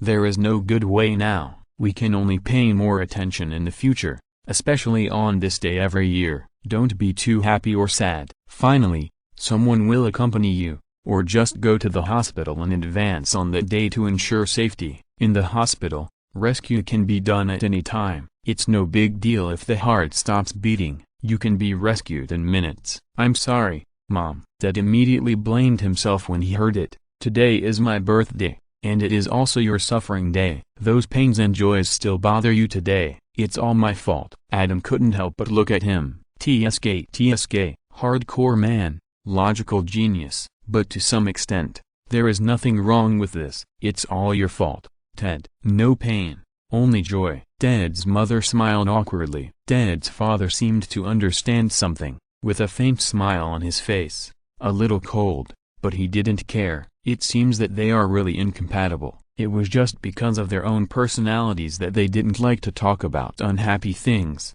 and they didn't want to make Ted sad. So they kept it a secret. Adam couldn't help but imagine the 3D models of Ted and Ted's father's head portraits in his mind, standing side by side, and zoomed in to carefully observe their similarities.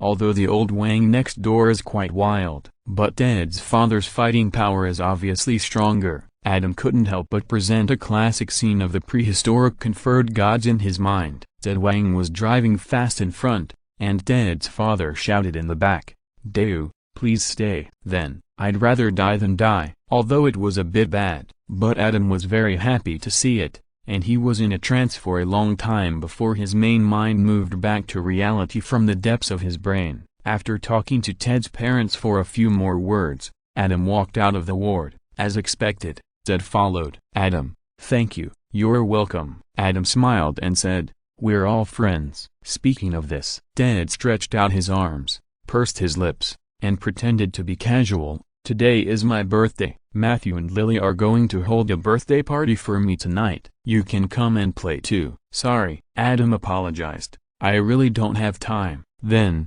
he talked about Alice Gray. "This reason is 100% useful. No one can say anything." Ted is the same. Of course, if it were Matthew and Lily, he would probably make time to go. After all, time is like a sponge, and there is always time if you squeeze it. But just like the 6 people in Friends, Adam only divided Chandler and Monica into the core. For the 5 people in How I Met Your Mother, Adam only divided Matthew and Lily into the core. Leonard said, "There are 2 types of top doctors. One island indifferent to the point of being inhuman, such as Alice Gray and Greg House, and the other is becoming indifferent to the point of being inhuman, such as Richard Webber and Preston Burke. The kind of doctor who cares about all patients either cannot improve his skills or suddenly breaks down emotionally one day on the way forward, and it is impossible for him to reach the top." It has only been 3 months since Adam's internship.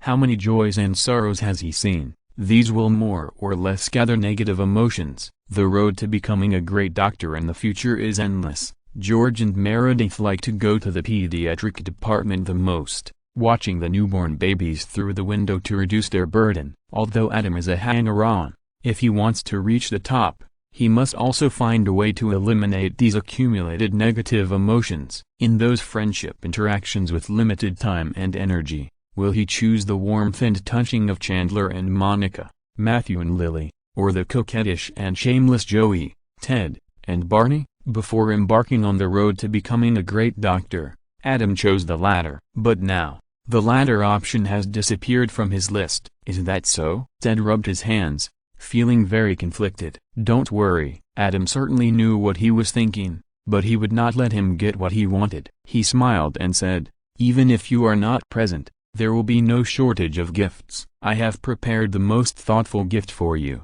"Is it the one I thought of?" Ted was a little excited. "No." Adam shook his head. "Come on," Ted begged. "Adam, today is my birthday. Just give me your phone number." "No." Adam smiled and said, "I just got this gift today. I think it is very suitable for you. It happens to be your birthday. It is just a coincidence, so I must give it to you as a birthday gift. If you want to use the phone number as a birthday gift, I can give it to you next year." Ted's face darkened. Next year's birthday? That's still a whole year away. The phone number is only 5 months and 17 days away. Do you think I'm stupid? In fact, he didn't even wait for one day of the 6 months he and Adam agreed to, and he began to pester Adam in various ways to get the phone number in advance. He even asked Lily and Matthew to help, but Adam didn't give in at all. At this time, Ted had no moral character. He was just a Tyrician. How could a good girl like Teresa be ruined by Tyrician? What kind of gift is as exaggerated as you say? Ted said in disbelief. Do you want to see it now? Adam was stunned. Then he thought that there were people who opened gifts on the spot, so he was relieved. As for the East Country, it was not so troublesome at all. There was no need to wrap it. You could tell at a glance. Is it okay? Ted was still thinking about Teresa's phone number, and he couldn't wait to see it now, and then use his eyes to condemn Adam with just give this to make Adam change his mind. Okay. Adam smiled and said, actually, it's better this way. Seeing it here'll make the gift more effective. He took Ted to see the birthday gift he gave. What is this? When he saw the birthday gift, Ted was stunned. Creaking, Adam flicked the court film and it made a sound. This is my gift for you. It's guaranteed to be special enough for you to remember for the rest of your life. That's right. Adam gave Mr. Linden's court scan. He hugged the dumbfounded Ted, pointed out the location of the bullet and the court scan, and told Ted the story of the Lintons in vivid detail. "Ted, do you have any thoughts?" Ted was speechless. "The Lintons are undoubtedly in true love." Adam smiled and said, "But the deeper the love, the deeper the hatred. Mr. Linden cheated on her, and Mrs. Linden shot him in the head. Do you think Mrs. Linden is a sharpshooter? She didn't do this to kill Mr. Linden, but just to scare him?" Ted swallowed and continued to be speechless. "You have met many good girls over the years." Adam smiled playfully and said, "Before breaking up, you really loved them, and they also really loved you. I heard that you only met a girl who learned the Israeli military boxing kilamaga." At this point, he patted Ted's shoulder heavily. "Well, you are so lucky." Ted trembled and blurted out, "I hate guns." Haha. Adam couldn't help laughing. "If I remember correctly, Robin is a typical gun fanatic. Not only does he have guns at home, he also orders various gun magazines, and shoots whenever he has time to vent." But Ted is a typical anti-gun person. Is there something he has in mind, and is subconsciously afraid of becoming Mr. Linden? No one knows. But in the original time and space, they finally got together, and they should have a happy and complete life. Adam couldn't help but think of Robin wearing a shield uniform, with a gun on his shoulder, looking heroic. Oh, why did I say again? P.S. Thanks to Hahaha627 for the reward. Chapter 437, Are You Afraid? Medical Center. After receiving Adam's carefully selected birthday gift, Ted firmly declined Adam's invitation to visit Mr. Linden's miserable condition. Adam couldn't help but laugh as he watched him leave. Maybe in the future, when Ted falls in love again, or love is gone like a tornado, he will ask in advance, "Do you play with guns?" If not, then sincerely express that he loved before, but no longer loves, so he doesn't want to continue to hurt. Play? That would be the same experience as Adam had when he first crossed over, with the magical Amy by his side and Little Red Riding Hood Juno in the distance. It is impossible to take the initiative to break up. You can only be timid and compromise, so that the woman will get tired of it and passively end this relationship. This is definitely not cowardly, but do what you want without breaking the rules. Emergency. What's the situation? When Adam came over, he saw two policemen standing outside an examination room chatting, so he asked the nurse. A female college student. The nurse immediately came over and chattered about the whole story in a vivid way. Princeton University? Adam was shocked, although he knew it couldn't be Peggy, or Leonard or Dr. Elizabeth Plimpton in cosplay. He couldn't help but go over to take a look. The two policemen glanced at Adam, then looked away and continued chatting. Through the folding curtains of the examination room, a beautiful woman was seen sitting there with a haggard face, holding a cigarette in her hand, taking a trembling puff, and the tears in the corners of her eyes had already smudged her eye makeup. Nurse Carol was comforting her and encouraging her to collect evidence in time. Adam shook his head and left. At nightfall, the complete story spread in the hospital. After listening to it, Adam couldn't help but call his assistant Lisa and asked her to pay more attention to Peggy, and then planned to hire 2 female bodyguards for Peggy and the others. After that, he called Leonard and asked him to be careful. In this era, Leonard is a real young man, and he needs to protect himself when he goes out. Finally, Adam called Juno to talk about it. This female college student from Princeton University was originally staying in the apartment, and then her boyfriend's best friend drove to the door and said that her boyfriend asked him to pick her up to play. She went there without thinking much. When she got there,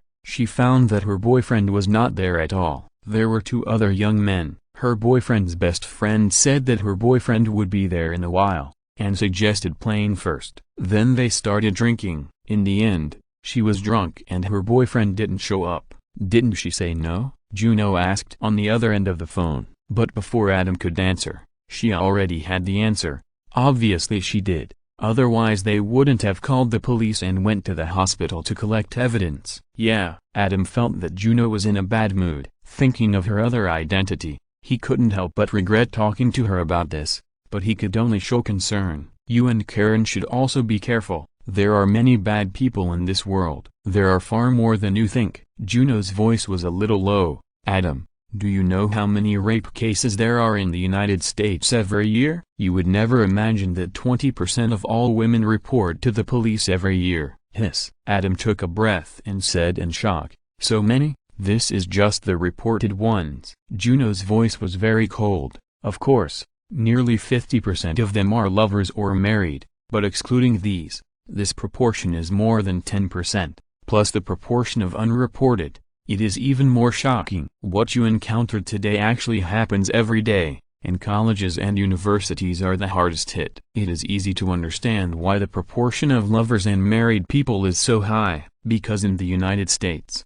the process of dating is a home run after 3 dates, but marriage is very cautious, resulting in an average dating period of 4.3 years. Once the woman is unhappy during the dating period, she can sue you for rape. The same is true for married people. This seems to protect women, but such a high proportion can easily break through the police force, making the police and even the whole society indifferent to it. In the end, it caused a tragedy on a larger scale. Adam was stunned. He did know about this, but he didn't know it was this ratio. But he didn't doubt the authenticity of the numbers Juno said. With Juno's stable character, the numbers he said were absolutely true and reliable. This reminded him of the 2 policemen in the afternoon. They didn't care at all, and repeatedly urged the female victim. Their words and deeds were full of the feeling of "you are looking for trouble and wasting our time," because up to 50% of couples and married couples who called the police,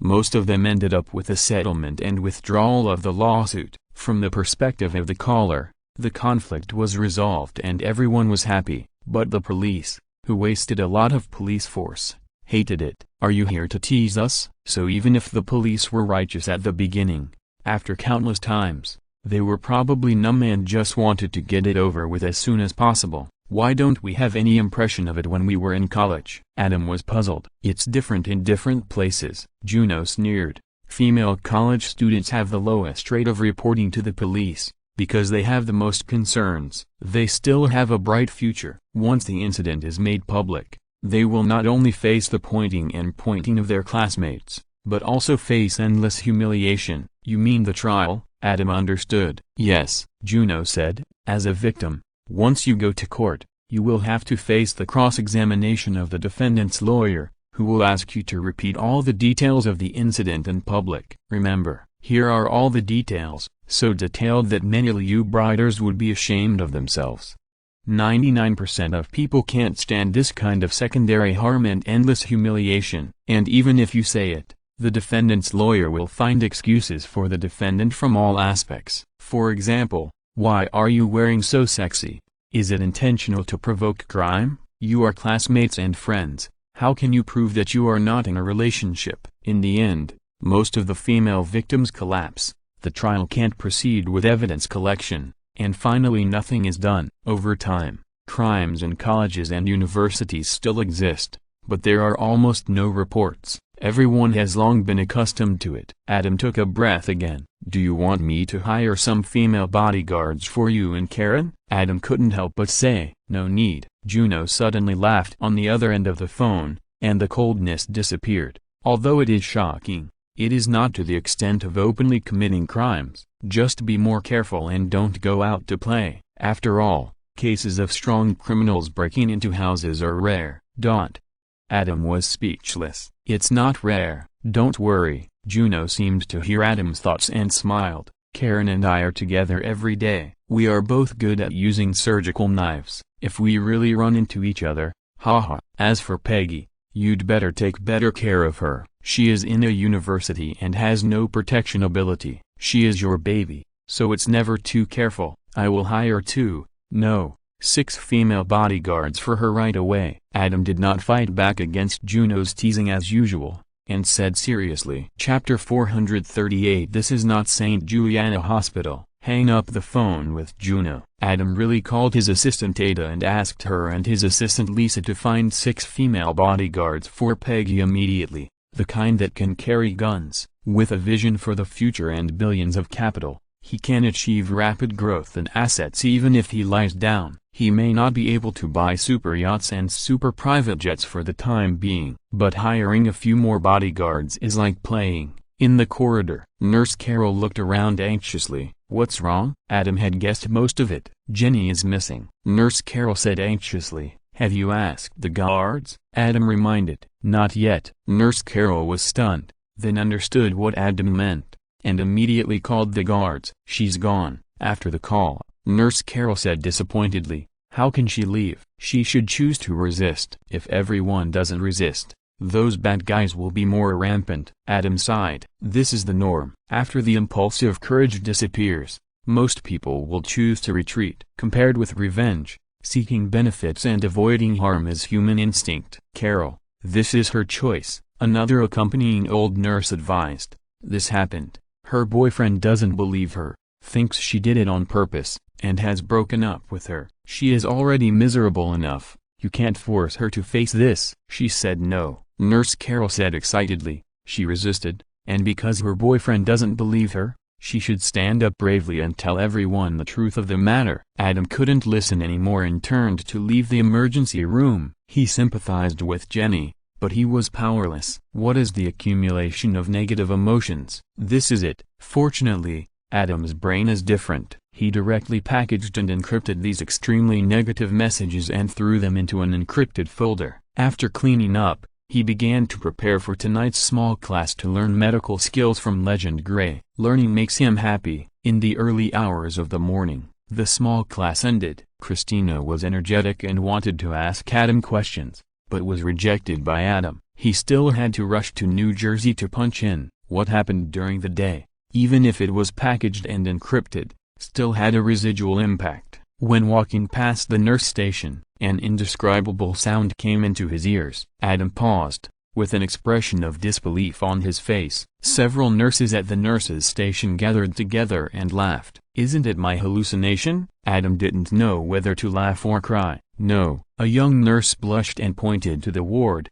"This is a patient who has just been admitted to the hospital. Dr. Shep's medical instructions are to stay in the hospital until the end of the operation tomorrow." "It's still Dr. Shep's medical instructions." Adam's mouth twitched again. Such a sound was heard openly in the hospital in the early hours of the morning. "Damn it, this is the New York Medical Center, not the St. Juliana Hospital in the Japanese anime." Adam couldn't help but walk over. Ward 3, a middle-aged white fat man was lying on the bed, watching TV seriously. He ignored Adam's arrival. Various indescribable sounds came from the TV. On the sofa next to him, a woman who looked like his wife was sitting, knitting. When she heard Adam's footsteps, she looked up and smiled as if she was used to it. Henry Labatt, 42 years old, has a herniated disc and is allergic to all painkillers. Adam walked in naturally, picked up the medical record at the end of his bed and took a look, then suddenly realized, Henry is in too much pain. The middle-aged woman saw Adam coming in,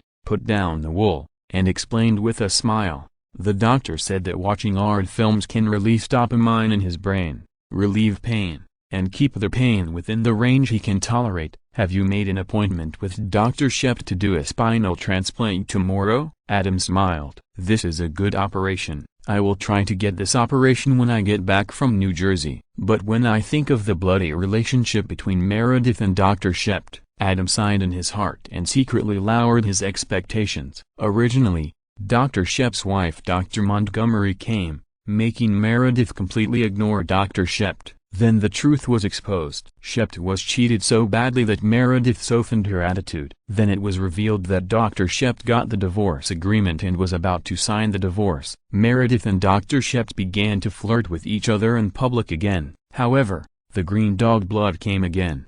Dr. Shep hesitated and couldn't make up his mind to sign. Meredith was furious and began to ignore Dr. Shep again. This week, Adam really took over a lot of good operations that were originally Meredith's. Meredith was deeply in the whirlpool of emotions and didn't care about it. Adam was very satisfied and happy. Just when he thought Meredith would completely break up with Dr. Shep, something even more bloody happened. I don't know what patient touched Meredith. Contrary to his previous attitude, he went directly to Dr. Shep and asked him to choose her and let him love her. She was almost 30 years old, but she was not reserved at all. Adam was shocked and didn't dodge. His beautiful dream was awakened by her unethical behavior. It is unknown what the situation is now. However, Meredith took this step, and the choice fell into the hands of Dr. Shep. No matter what he chooses, He will definitely take Meredith with him when he has to go through surgery. Whether it's the love of a boyfriend or the apology of a scumbag, Adam can only lower his expectations and secretly complain in his heart,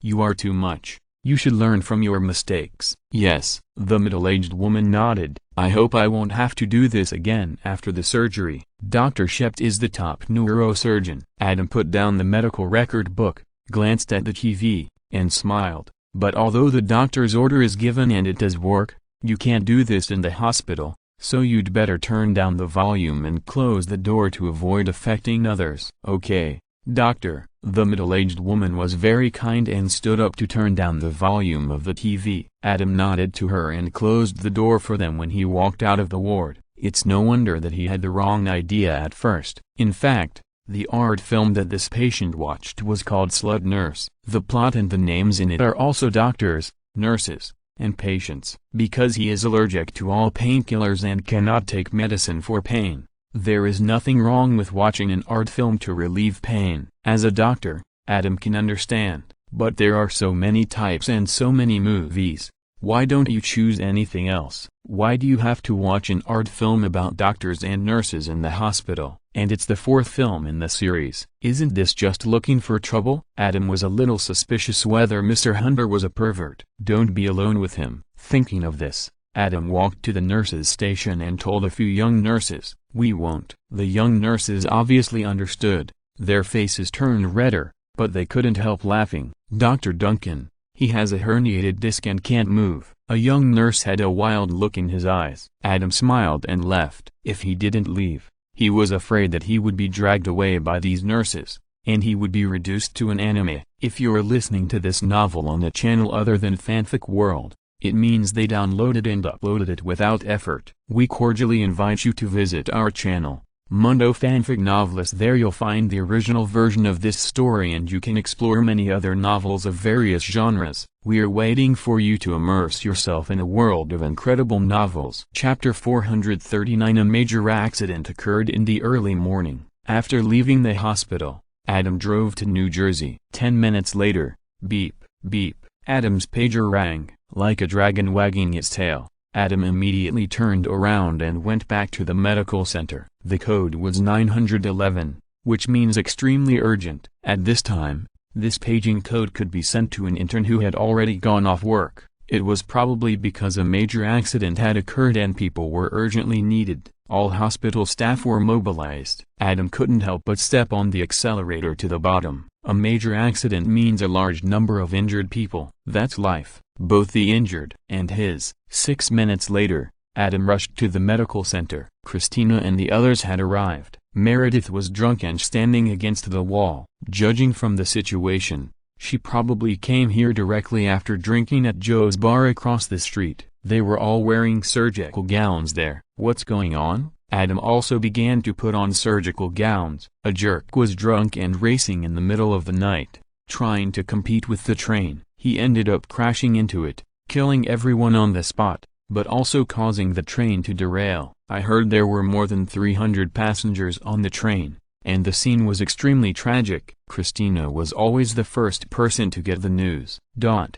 Adam was speechless. He was both for the drunken jerk who would not die if he did not commit suicide. He was also excited for Christina. Sisters, there will indeed be a large number of injured people coming soon. At this time, interns can also show their skills without having to please their superiors, but you should at least control your emotions. People who don't know would think you are an anti-human and antisocial pervert. Christina, drunk cat Meredith leaned against the wall, shouting with blurry eyes. Obviously, he was not satisfied with Christina's attitude. What? Christina spread her hands. I am a surgeon who has been working for dozens of hours in a row. When I heard the news, I was no longer sleepy. This is good news for those injured. Don't tell me that you don't feel the same way? George and others immediately stopped talking. They were actually the same. Although they felt sad for the victims of the accident, they still had a deep expectation for this situation in their hearts.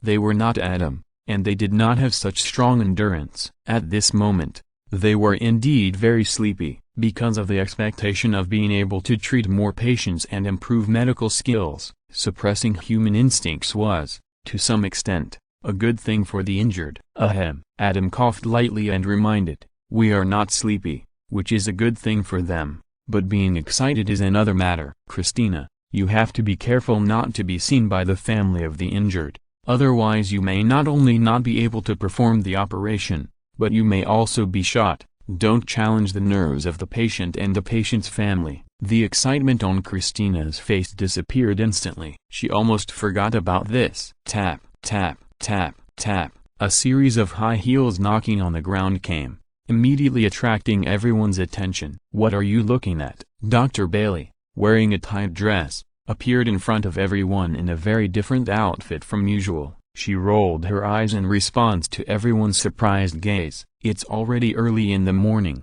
and Dr. Bailey still has an appointment. George and the others lowered their heads and shook their heads, not daring to speak, but Adam smiled and said, today is my 10th wedding anniversary. I got off work too late, so I can only postpone the celebration until the early morning. Is that a problem? Dr. Bailey picked up a surgical gown and put it on while saying, of course it's no problem. Adam smiled and said, if every one of us doctors is as self-disciplined and hard-working as you, Dr. Bailey, that would be great. Christina, George, Liz, flatterer. Yeah, Christina immediately agreed. Meredith's drunken smile froze. She felt offended. Don't talk nonsense. The arc of Dr. Bailey's mouth flashed, and he ordered, hurry up and get ready. You'll be busy later. Then she noticed Meredith in a drunken state, and frowned.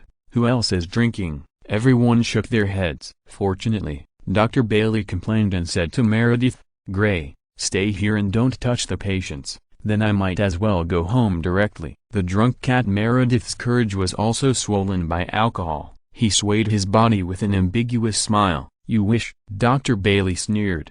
Do you think you can handle this round of rescue without working for several consecutive shifts? Unless you drink a few bottles of wine, go and hang up vitamins now. In a few hours, you will be able to sober up without a hangover. Then get busy immediately. Go home? Ah, Adam and others laughed. Others follow me and wait for the patient to be assigned. Dr. Bailey glanced at everyone and his eyes fell on Adam. Adam, make your own arrangements and take more responsibility. Yes, Dr. Bailey. Adam nodded. Everyone followed Dr. Bailey and walked quickly into the emergency room. The entire emergency room was already in chaos, with people everywhere. There was also a steady stream of patients pushed in from outside by medical staff. There is a pregnant woman with burns here. Dr. Bailey, I need your help.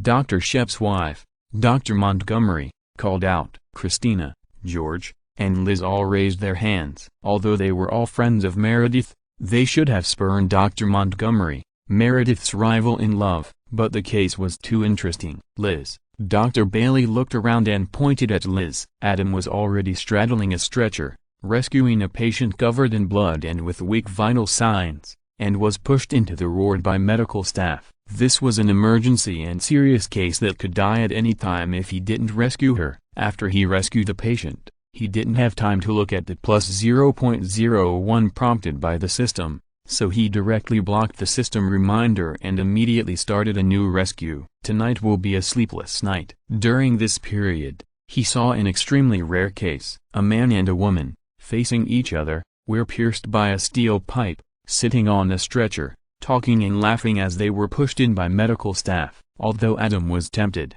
he had just taken over another critical case, so he could only watch them leave. In the film viewing room, Dr. Burke and Dr. Shept were called by Dr. Bailey to consult with the man and woman who were pierced by the steel pipe. If we move the steel pipe, they may all die. We can only move one patient out of the steel pipe first, then cut the steel pipe with a hacksaw, and while slowly taking it out, quickly treat the wound. Maybe we can save the next one. Save who? Who to give up? She is injured in the aorta, and her chances of survival are slim. If we move her, the probability of saving her will be much greater, but she is still telling jokes. Meredith, who was on a vitamin pill, couldn't help but interrupt and said, we can't just give up on her. While speaking, she stared at Dr. Shept. She was waiting for him at Joe's bar tonight to get an explanation. Rather than saying that she was thinking about saving the poor woman at the moment, It would be better to say that she was talking about herself. Seeing Meredith looking at him like this,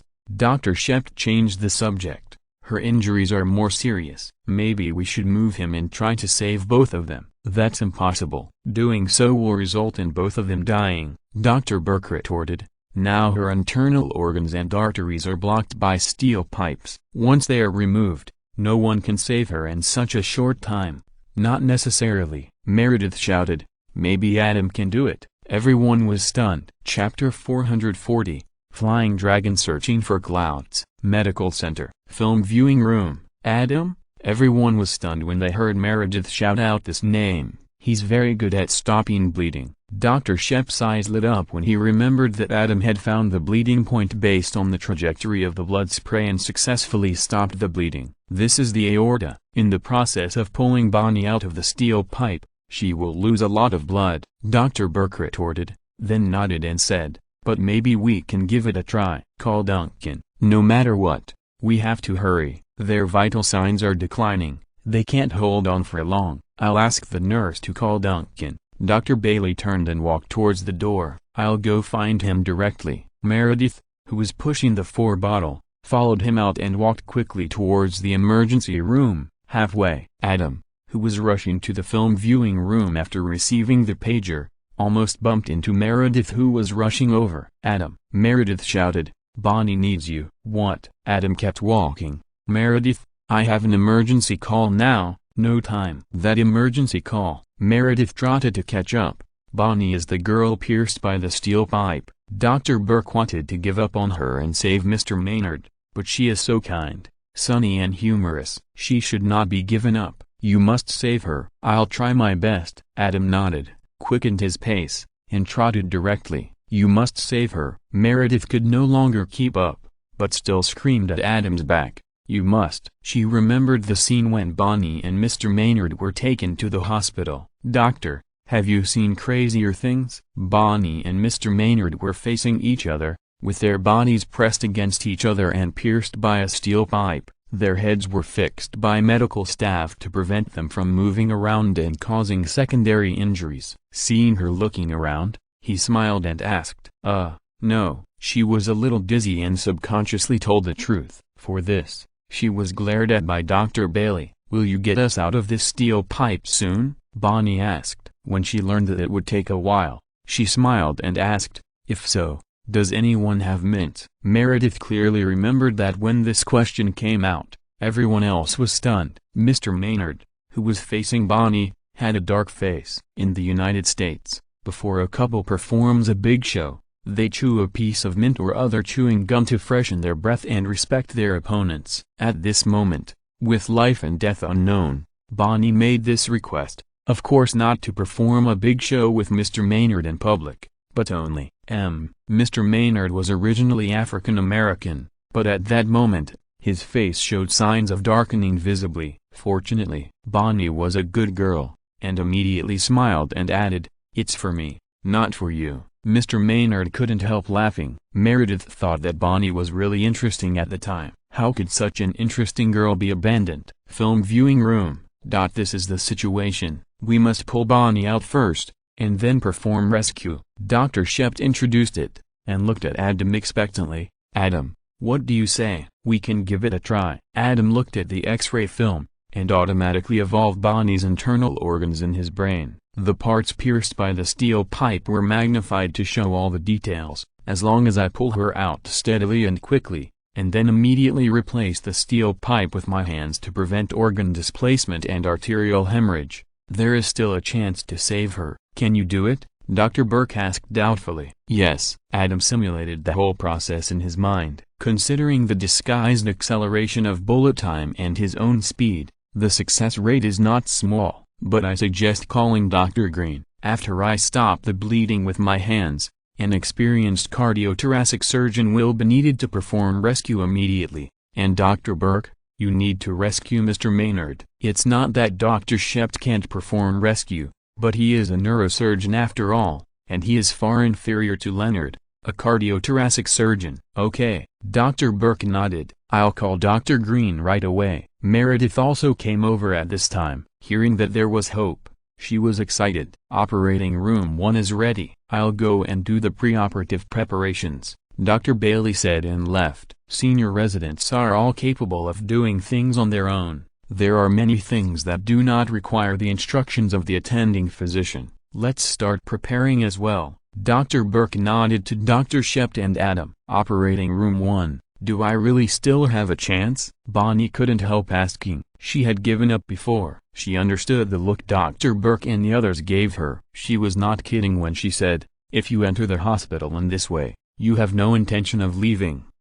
When Dr. Burke suggested that pulling her out would have a certain chance of saving Mr. Maynard, she sincerely agreed. At the last moment of his life, seeing that Mr. Maynard also wanted to sacrifice himself to save her first, for her, this was enough. "Of course." Adam looked at her. "I will do my best." "I believe you. They say you are a miracle doctor." Bonnie smiled with tears in her eyes. "It seems that I still have a chance to see my Danny." "Yes." Adam looked into her eyes.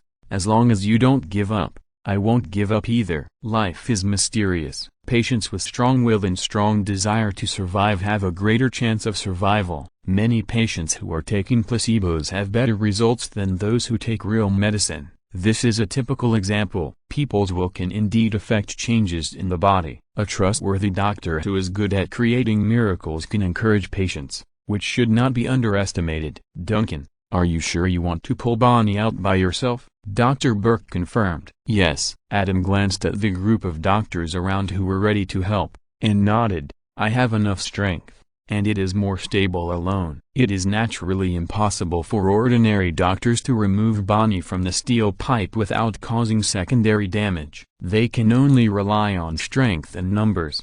But in this way, even if everyone shouts 1, 2, 3, in unison, there will always be errors in the use of force. At this moment, the fewer errors, the better. "Well, prepare for anesthesia," Dr. Burke commanded. "Green, you are in charge of Group 1, we are in charge of Group 2. Everyone is ready. Duncan, you call the number. Let's create a miracle." Leonard was very excited. The anesthesiologist came forward and anesthetized Bonnie and Mr. Maynard. "Okay, I'll count to 3. Adam didn't delay any further and called the number directly. 1, 2, 3. Everyone stared at Adam's hand. Adam held Bonnie's arm with both hands and pulled Bonnie out directly. The speed was so fast that everyone was shocked. Then before others could react, Adam's hand had already been inserted into Bonnie's chest. Chapter 441, Medical Center at Full Firepower. 1. Meredith, who was watching in the observation room above, screamed out. Adam was really too fast and his movements were too big, which looked very violent. How could Bonnie withstand such movements in her physical condition? Not only Meredith, even Leonard, who had great confidence in Adam, was stunned. "Dr. Green." Time was precious, Adam immediately reminded loudly. Leonard finally reacted and stepped forward to perform the operation. "The blood pressure is stable and the heartbeat is normal," the operating nurse exclaimed in surprise. "The bleeding has really stopped." "Well done." Leonard looked at Adam's hand reaching into Bonnie's chest and couldn't help but admire it. Dr. Burke was using an electric saw to cut off the excess steel pipe to make it easier for Mr. Maynard to lie down for the operation. The doctors and nurses in Group 2 couldn't help but look at Adam's hand. They all had the illusion of dizziness just now. Now they were all deeply shocked. Adam was not fooling around. He really stopped the arterial hemorrhage. This was incredible, but no one dared to ask, because after the hacksaw cut through the steel pipe and Mr. Maynard lay down, 2 rescue operations were carried out at the same time. Everyone was busy and nervous. Originally, it was decided to rescue Mr. Maynard, but compared to Bonnie, who had no hope, his chance of being rescued was higher. Not that he would definitely be saved. In fact, this was the case. Group 2 was a collaboration between Dr. Burke and Dr. Shept, but there were still various dangers. Leonard was the main surgeon in Group 1, and Dr. Bailey was the assistant. There were also dangers here, but in comparison, there were fewer than in Group 2. When the operation was about to end in the second half, everyone breathed a sigh of relief, and then they couldn't help but look at Adam's hand that was inserted into Bonnie's chest from time to time. "Adam, how did you do it?" Leonard asked everyone's question while performing the operation. Nothing else. Adam smiled and said, "It's still the same 3 words, fast, accurate, and stable." Everyone. Speak of people.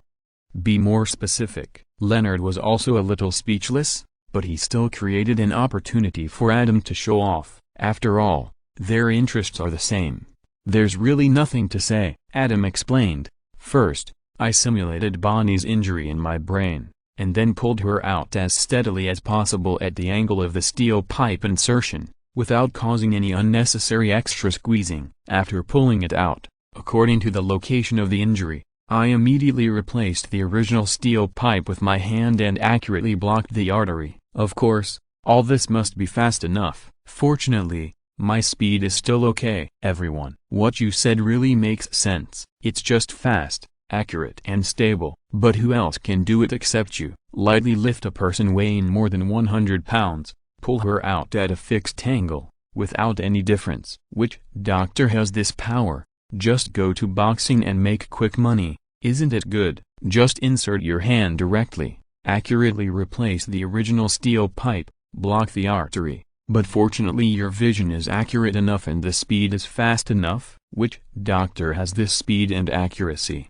Go to be a super magician like David Copperfield, gain fame and fortune, isn't it good? "And what about the one that simulates injuries in the brain?" "I think your bare-handed hemostasis, Adam, can become a specialized medical technology in the future." Leonard broke the silence and said seriously. Adam smiled reservedly. "This move has the elegance of Lazy Oyal's flying dragon exploring the clouds hand, the accuracy of Wage-Wise dragon grasping hand, and the hemostasis effect of the sunflower point acupuncture hand." Adam himself is also very proud. "This is not the Eastern martial arts, so we can't choose such a meaningful name. God's hand is a stretch. But here, naming it after God is too high profile and easy to attract extremists, so we have to give it up." The operation lasted for a long time. Fortunately, it was successful in the end. Adam didn't enjoy the praise of everyone there. He left the operating room and started a new rescue. There were more than 300 people on the derailed train. With the rescue level of the United States,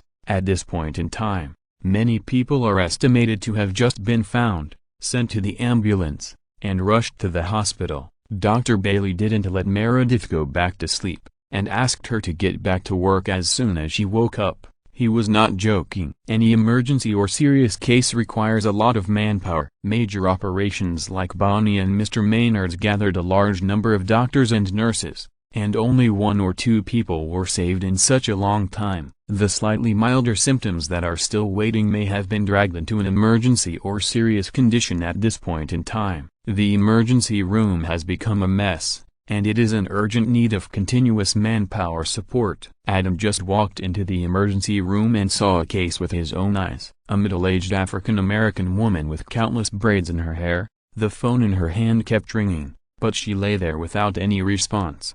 When her friend pushed her, with a thud, she fell directly to the ground. "OMG," her friend screamed directly. "Hurry up, doctor, help." Originally, her friend was the one lying on the bed waiting for treatment, and she was the lucky one who was unscathed in such a big accident. Before, she kept returning greeting calls from other relatives and friends who got the news. Between laughing and scolding, she didn't care about the accident at all. Not only did she brag about the disaster, she also kept mocking George in his youth, a little brat who looked like her son. Could he be considered a doctor? She kept talking for hours. All the medical staff, even the injured patients next to her, were disgusted with her. Later, she was really sleepy, so she lay down on the bed and took a nap. She still held her phone in her hand, ready to answer it at any time and brag to others again. Then, without any signs, she fell asleep and never woke up. Blue alert. "I need help." George, who was standing next to her, leaned over to check and shouted. Adam walked over quickly, checked, and shook his head and said, "She lost too much blood." "She's dead." "Announce it." "Died from too much blood loss," George said in disbelief. "I didn't see her bleeding at all. She didn't say anything. She wasn't even a patient." "Internal bleeding." Adam glanced at him. "It's not your fault, George." "Announce it." "Time of death, 8:23. George glanced at the time and announced. He was a little confused. Although he hated her mouth that could not stop insulting people, when she fell beside him, he hoped that she could continue to dislike him for being young and not looking like a doctor. Don't be in the daze, go check on the others. Is there anyone with internal bleeding who doesn't know it? Adam pushed him. Oh, George agreed immediately. While Adam was waiting for the new critically ill patients to be sent in, he used his brain to observe the entire emergency room to see if there was anyone injured without knowing it. Chapter 442 A pair of children descended from heaven. Medical center. Emergency room. Adam scanned the area and found nothing abnormal. On second thought, this is normal. After such a big accident, normal people will pay special attention to their physical condition. If they feel a little uncomfortable, they will definitely tell the doctor, fearing that they are injured. It is extremely rare for a middle-aged African-American woman to show off that she is blessed by the goddess of luck and is busy bragging about this experience to others, completely ignoring the discomfort of her body. For the next whole day, injured people were still sent in intermittently. There is no way. The efficiency of American rescue workers is there. The medical center is the best teaching hospital in New York. As long as the medical center does not report to the emergency center that it can't take more patients, the emergency personnel will generally give priority to sending critically ill patients. And will a profit-making medical center turn away these patients? Don't be ridiculous. The United States is a country that believes in the winner-takes-all. Hospitals are no exception. Why did Chief of Surgery Richard first introduce Dr. Shept, and then introduce Dr. Montgomery despite Dr. Shept's objection? Because although the couple had conflicts, one was top neurosurgeon, the other was a top pediatrician, introducing them was really a business. With their fame, the overall ranking of the medical center could be improved. The destinations of these ambulances were determined by the ranking of hospitals in the region. If there were no ambulances, they would die of drought, and if there were no ambulances, they would die of floods. If the ambulances really had to go to other hospitals first, the dean of the medical center, the chief of surgery, and other management would probably go crazy, in order to keep their positions and not be dismissed by the hospital board due to declining performance.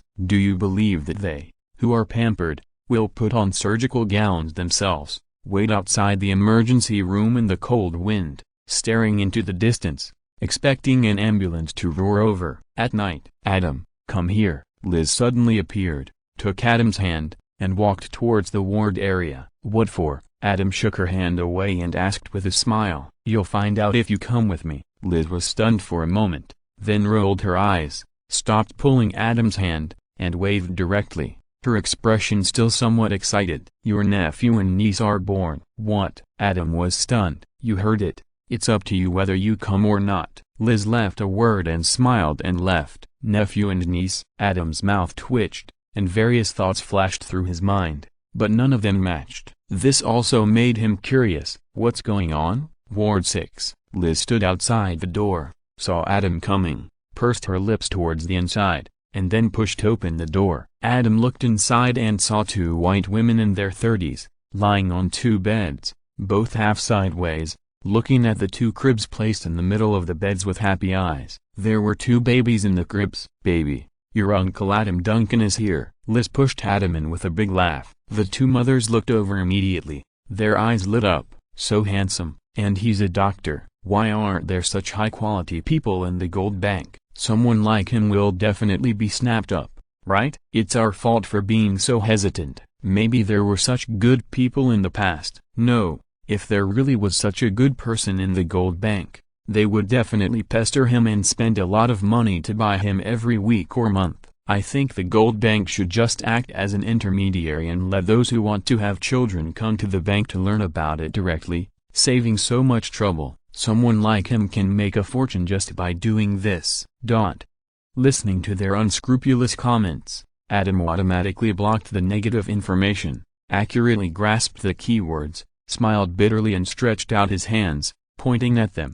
Let me guess, Joey Tribbiani? Besides Joey, the only ones who can do big business in the gold bank are Barney and Leonard. Leonard hasn't graduated yet and entered the society, so he's not that bold. Barney doesn't need this little money. After all, only Joey, who used to rely on Chandler for help, would do such a thing. Yes. Liz clapped her hands and laughed. I knew you could guess it. You two chose Joey Tribbiani? Adam looked a little strange. You are, no. One mother shook her head and laughed. We are not a lesbian couple, but forever best friends. We have been living together since the 3rd grade. Yes, another mother said. What's good about men? We don't need men at all. When we need children, we can just buy a few tadpoles that can swim.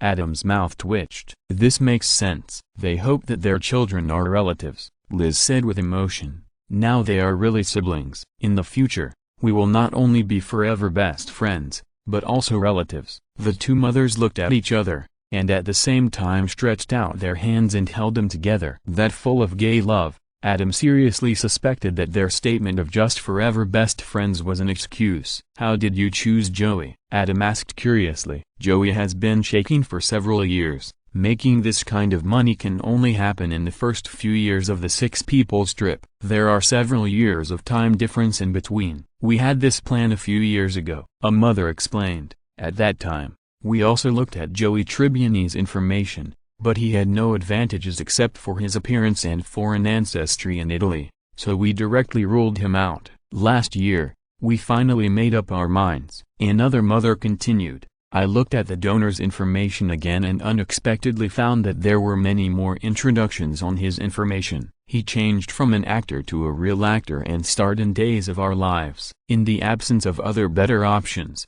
we chose him. Haha. Adam couldn't help laughing. It turned out that no one wanted him at the beginning, and he was selected after he became famous and updated his information. TSK. This is the true poor in the city. No one cares. Rich in the mountains have distant relatives. Fortunately, this is just a business deal, and Joey didn't get them pregnant. Otherwise, Joey would have to wait to pay child support, and the children would only follow their mothers. Hey, this scene is very familiar.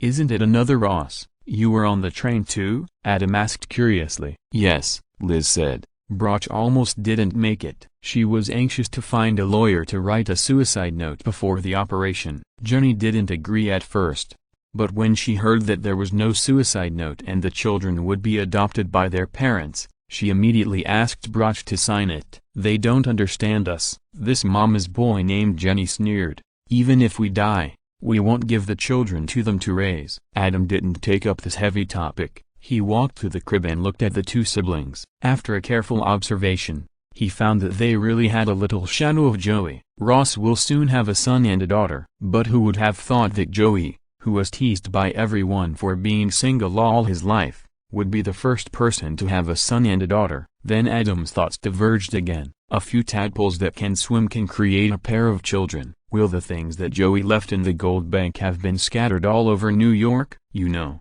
that is in the billions. It seems that I really have to persuade Joey to quit the business and find a woman to live a good life. Adam thought to himself, if more than 10 years pass and Joey is still like this, God knows if some kind of human tragedy will happen. P.S. Thanks to book friends 1611060524078890 and 10 hermits for the rewards. Chapter 443 Shock. Adam actually knows these languages. Medical center. In the corridor. Yes, that's the way it is. It's up to you to decide whether to come or not. Adam hung up the phone with a playful smile on his face. A prodigal son who returns is worth more than gold. It's very rare in reality. It's more often the case that it's hard to change a person's nature, but this is the world of American TV series and movies. The more something is lacking in reality, the more it is in this world. Adam doesn't know whether Joey will become a good father when he gets old, but Barney in the original time and space is really a prodigal son who returns, facing the little person in his hands, a newborn daughter with a pacifier in her mouth. The tenderness of crying and laughing with tears is really shocking. You are the love of my life.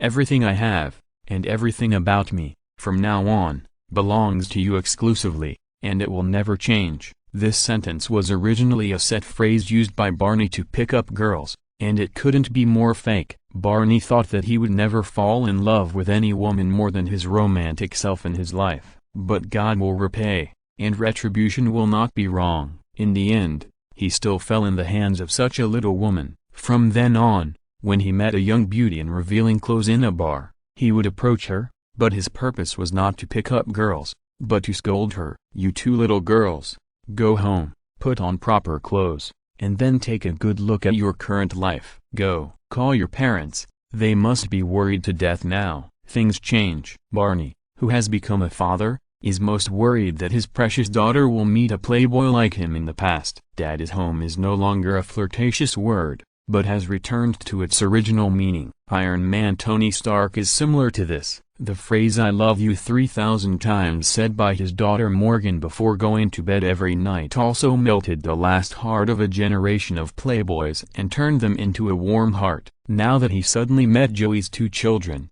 Adam was really looking forward to Joey's performance. Then he thought again, if all the playboys in this world would go through this, then he, Barney, Iron Man and others are puppets in the hands of screenwriters and directors. They want to spend their lives wandering around, but the screenwriters and directors don't agree, so they can only be filmed there as good fathers. Adam is different. He has a realistic soul and sees through everything. "My fate is in my own hands, not in the hands of God," Adam muttered to himself. "What are you talking about here?" Christina came over and heard Adam's mumbling, and said in surprise, "It seems to be Dongo language." "You can also speak Dongo language." "Very strange." Adam suppressed the sudden distracting thoughts in his heart and looked at Christina with a smile. "I can speak not only Dongo language, but also island language, South Space language, Russian, French, and even Klingon language." "Really?" Christina was shocked. "You can speak so many languages?" She is a South Space descendant who only knows English. Adam, a pure American, actually knows the language of her homeland. This is too weird. Language is just a tool for communication. If you want to master a language, read the big dictionary of that language first, and then listen and speak more. It will be easy to master it. Adam smiled. He didn't learn this deliberately. As his IQ broke through the level of a super genius and continued to improve, the memories of the past continued to emerge. In his previous life, Adam was a otaku and had watched a lot of art films in island languages, southern space languages, Russian, and French, accumulating a lot of application scenarios. In this life, many times when communicating with good friends such as Peggy, Bianca, and Heather, some application scenarios would flash through his mind from time to time. For those conversations that he couldn't understand, Adam couldn't help but be curious about what they meant with his high-definition image memory. When they were sleeping soundly, Adam, who was still energetic, took some time to flip through the dictionaries of these languages and memorized all the words and phrases. Sometimes when the mood suddenly came, Adam would say a few words, because many times, the original expression of sentences is more flavorful. In this way, Adam naturally mastered several more languages. Everything is so simple and casual. Christina regretted giving Adam another chance to show off. She should have thought that with Adam's high-definition image memory, anything related to memory would not be difficult for him. But she noticed another question.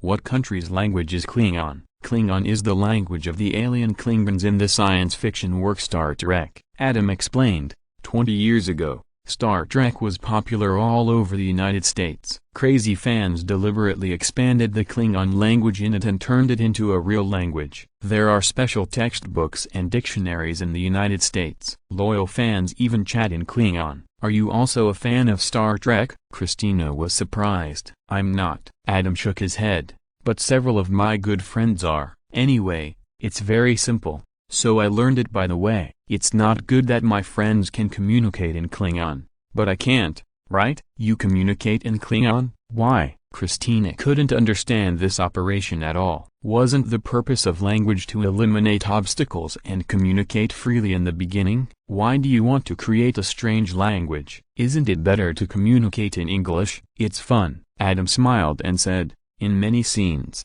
using a special language makes it more immersive. And knowing one more language is not a bad thing. Imagine if you and Meredith both know Klingon. When you are with Dr. Burke and Dr. Shept, you want to say something private, and you don't need to go to the bathroom to say it secretly. What if you can just say it in Klingon to their faces? They don't understand. Isn't it fun? Christina's mouth twitched, and after a while she complained, boring. Hee hee. Adam laughed dumbly and said, You don't understand. Sheldon and Leonard use Klingon versus Penny and Amy use Amy's secret language. Those who have seen it all say it's good. What are you doing? Adam looked at Christina in surprise. I just want to see what kind of hand this is. Christina took Adam's hand and kept looking at it. Have you heard about it? Adam understood, so he let her observe it for a while. Of course, Christina exclaimed. Not only did I hear about it, I also went to watch the surgical video. I know you're great. Everyone knows you're great, but what you showed in the operating room was too exaggerated, right? A fatal injury was saved by your hands. What kind of hand is this? The hand of life? The hand of God? You're not bad either, Adam teased. Didn't you learn the right leg of God from following the director today?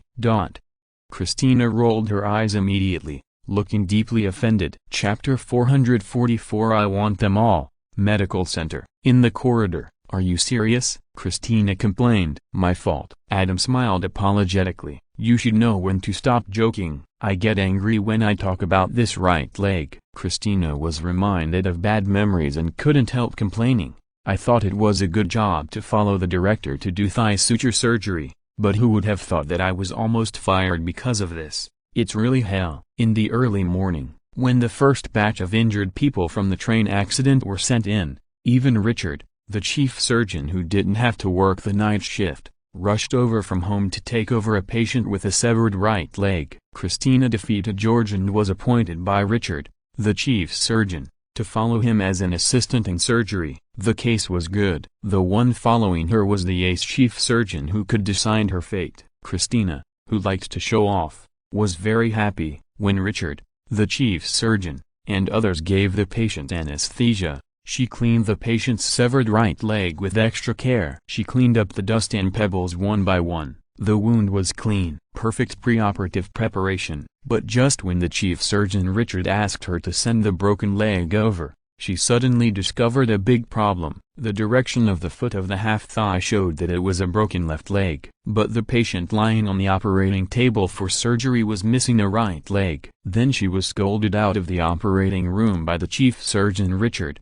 and began to look for the severed right leg everywhere, but she couldn't find it after searching the ambulance. When she asked the first aid personnel on the scene, she was either hung up or ridiculed. When the train derailed, it hit the overpass. The top of the dining car on the train was lifted up and inserted into a passenger car. Many heads were cut off directly. Your patient can survive without a right leg, so get out of the way. It's no wonder that the first aid personnel were so aggressive. It was really Christina's attitude that was not good. She should have asked for help, but Christina still acted like a surgeon who doesn't know the contempt chain in the medical industry. As the first aid personnel at the bottom of the contempt chain, they are particularly sensitive to this aspect. Needless to say, sometimes a look is the fuse. Christina had no other choice but to go around and even find Dr. Burke, hoping that he would help her ex-lover, but Dr. Burke, who was also busy, flatly refused. Finally,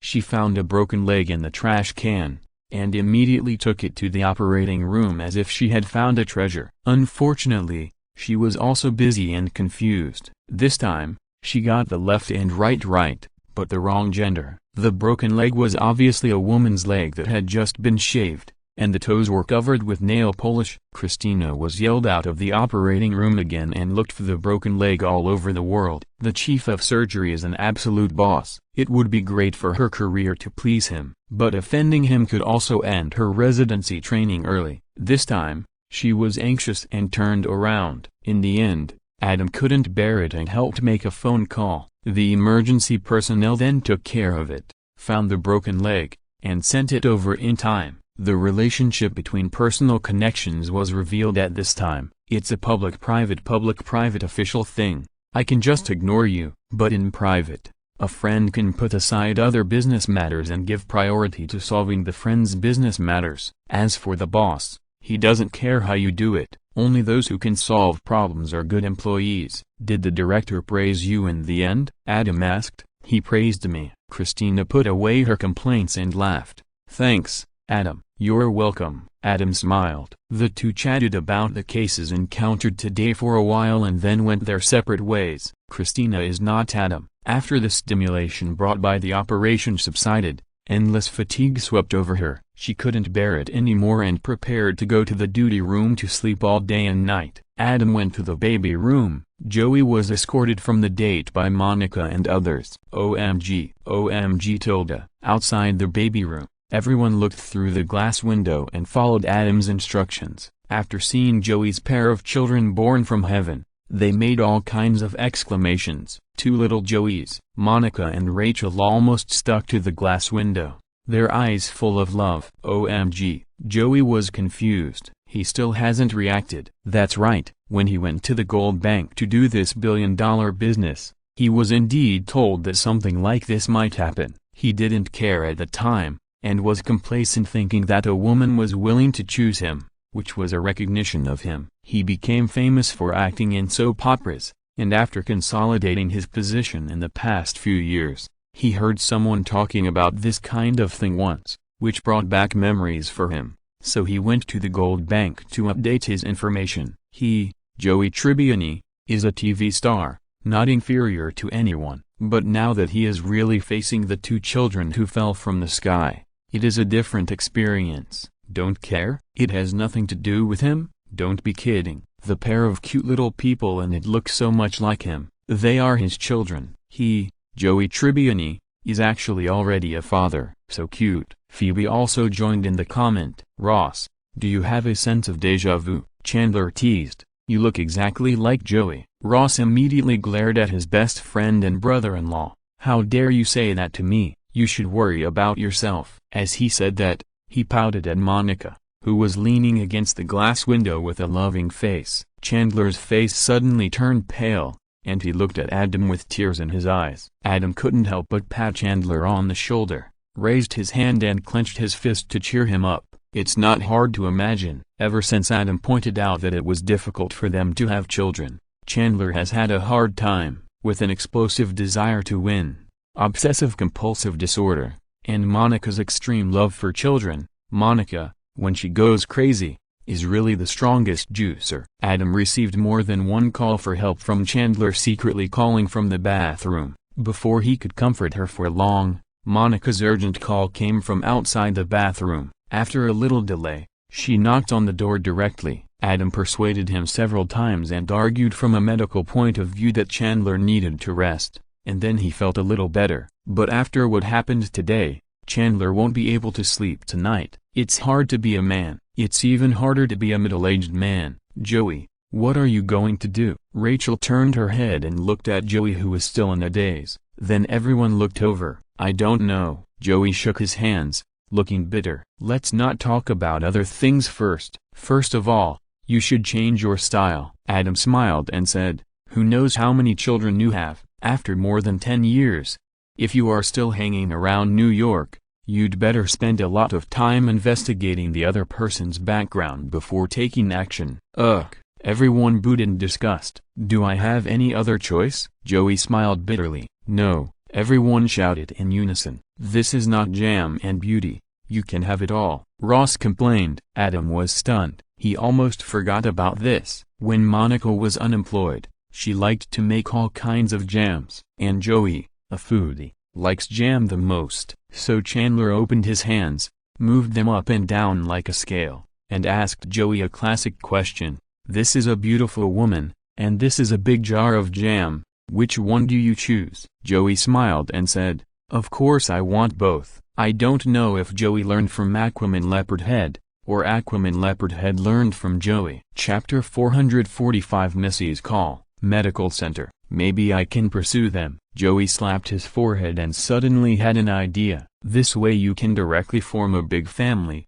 with a wife and children. Adam clapped his hands and said, good idea, I support you. Yeah, you think so too, right? Joey said happily. It doesn't matter which one of them agrees. Come on, I'll take you there. Adam held back his laughter and was very positive. Okay. Joey also got excited.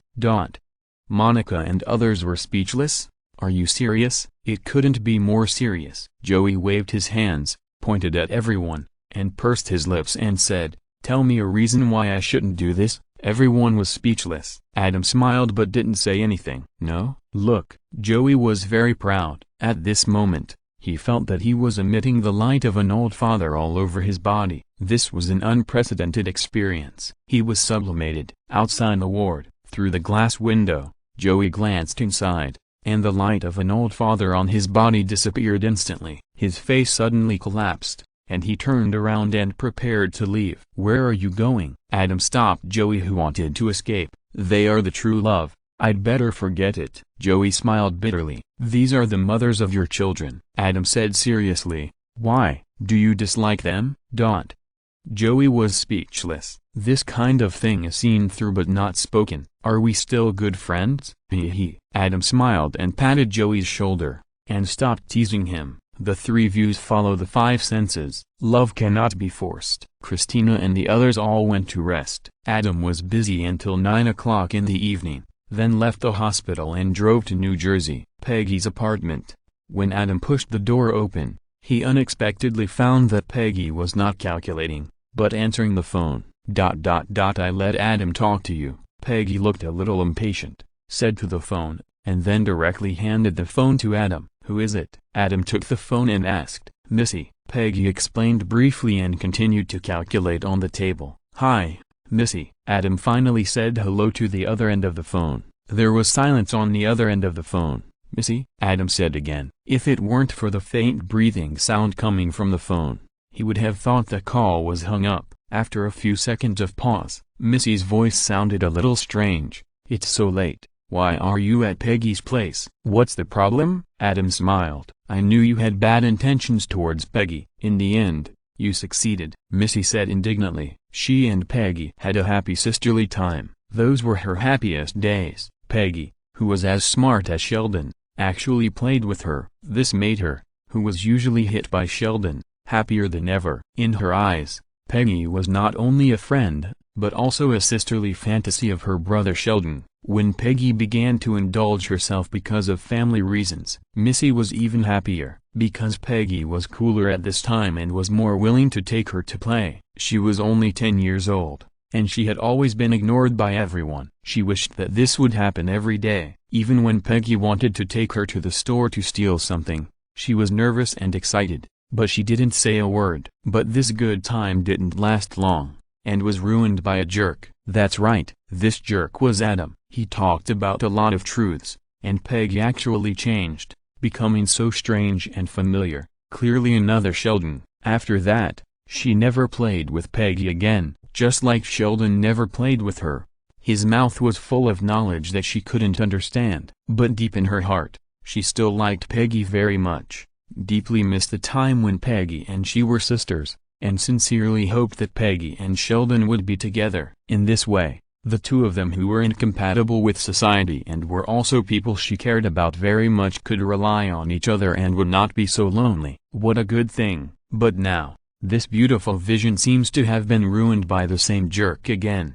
"Don't say it so harshly," Adam said aggrievedly. "This is all a mistake. I don't want it." This is not a lie. He had never thought that he would live like this. Although he admired Peggy's beauty, he always thought that Peggy would be Amy's lifelong enemy. But he never expected that Peggy would reach out to him. Then he couldn't resist. Peggy didn't grow ugly when she grew up, but her beauty blossomed completely. No one except Sheldon could resist her. This time, he couldn't be blamed. "Bah!" Missy spat. "Little George always said that you are a playboy and asked me to stay away from you." It seems that he was right. Adam invested in and funded little George to open the Dr. Tire store. They were all very grateful to him. But little George was grateful. But in front of her sister, he always said some bad things about Adam. For example, how romantic Adam was, and she, a girl, should stay away from Adam, blah blah. If there was any problem that needed to be discussed with Adam,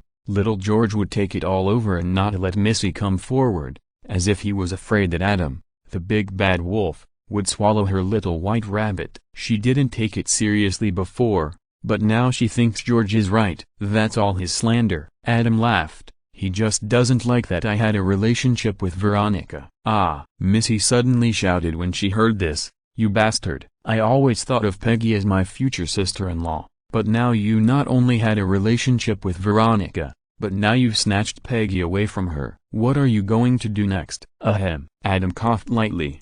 You think too much. Even if Sheldon is given another 10 years, he won't have any awareness of this. And do you think George will stick to Veronica forever? This is not my fault. After being reminded by Missy, he felt a little guilty. The 3 children of the Cooper family, the eldest, George's current wife, had a wild life with him. The second child, Sheldon, was chosen by his sister Missy as her future wife, and now she is living a wild life with him. The third child, Missy, fortunately, she doesn't have a wife. If there is any mistake in the future, Adam will really be sorry for the Cooper family. And Missy shouldn't have a wife.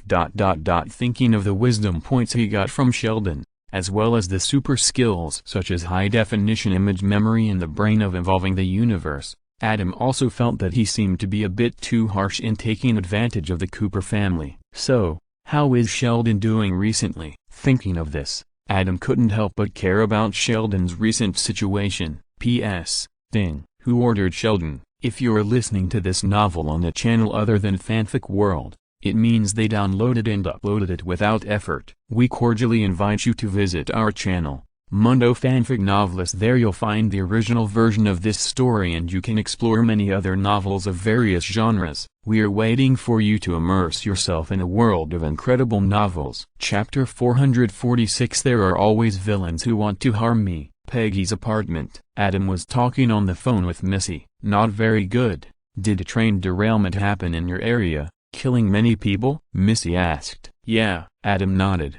Did you see the news too? I didn't pay attention. It was Sheldon. Missy complained. Remember when he was a child and choked on his food? Of course I remember. Adam smiled. In the end, it was the X-Men who rescued him. When Sheldon was 9 years old, he choked on his breakfast in the morning and almost suffocated to death. His father hugged him from behind and squeezed his stomach several times to spit out the food stuck in his throat. In the following weeks, Sheldon, who was more timid than a chicken, just looked at the food and didn't dare to eat it when it was time for dinner. Sheldon's father's roar and his mother's comfort had no effect. Jushiran said, when people face fear, they have 2 choices. One is to fight, and the other is to run away. Sheldon will naturally always run away. In the end, it was his grandmother who loved him the most. She always blended solid food into a paste with a blender and let Sheldon drink it with a straw, which helped him get through that period.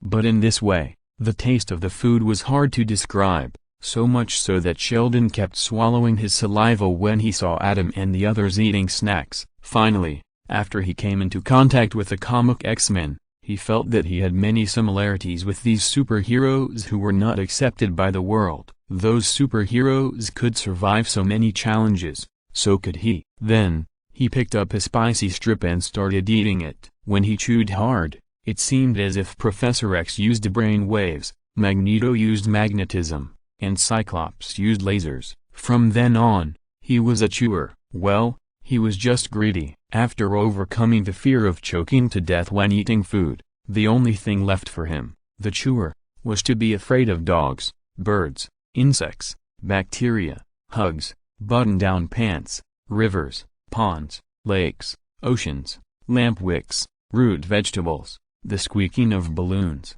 windows with insulation paper. 1 million words omitted here. When Missy mentioned this and the train derailment, Adam immediately understood. Sheldon is afraid to take the train? He was supposed to take the train from Pasadena, California to the University of Chicago for academic exchange today. Missy explained. Then he saw the news about the train derailment in New York, and he was so scared that he immediately didn't dare to take his favorite train. The school called us, but no matter how we persuaded him, it was useless, so I called Peggy and wanted her to persuade him. If you don't dare to take the train, why not take a plane instead? Adam smiled. You don't know him yet, Missy complained. Although the probability of train derailment is higher than that of airplanes, the mortality rate is much lower than that of airplanes.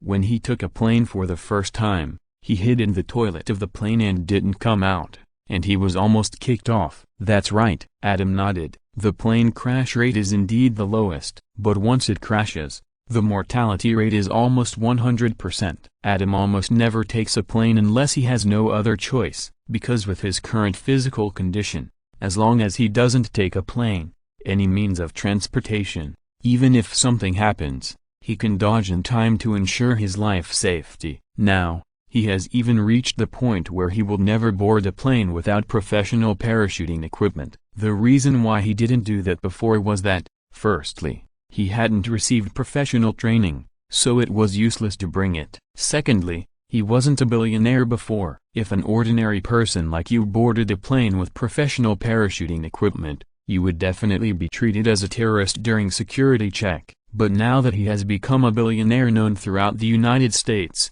it is completely okay to carry it with him. It is understandable that rich people are afraid of death. Besides, rich people can really do whatever they want. I would rather he go back to the Sheldon who talked endlessly about trains and even went to the train museum as a volunteer guide but was directly kicked out by the curator. Missy complained. Haha. Adam couldn't help laughing. This happened after Sheldon graduated from high school at the age of 11 and before going to college. The nearby train museum recruited volunteer guides. Who else loves and understands trains more than Sheldon? As soon as Sheldon saw the recruitment notice, he immediately called and bombarded the curator with his professional knowledge of trains for nearly an hour, successfully making the curator give up resistance, ignore the fact that he was just an 11-year-old kid, and agree to his job application. Then the curator understood the feelings of Sheldon's high school teachers. Sheldon is really professional about trains. He knows what the curator knows. He also knows what the curator doesn't know. Originally,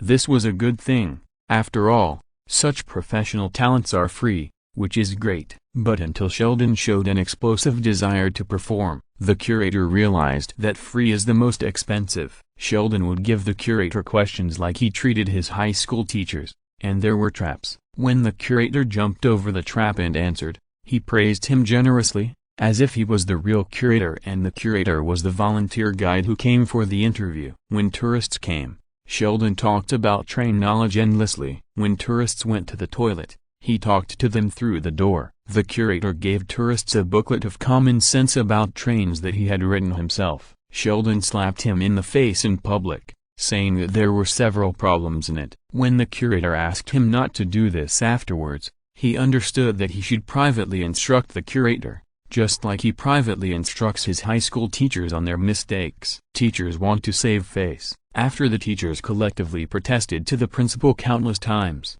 he grasped this common sense point.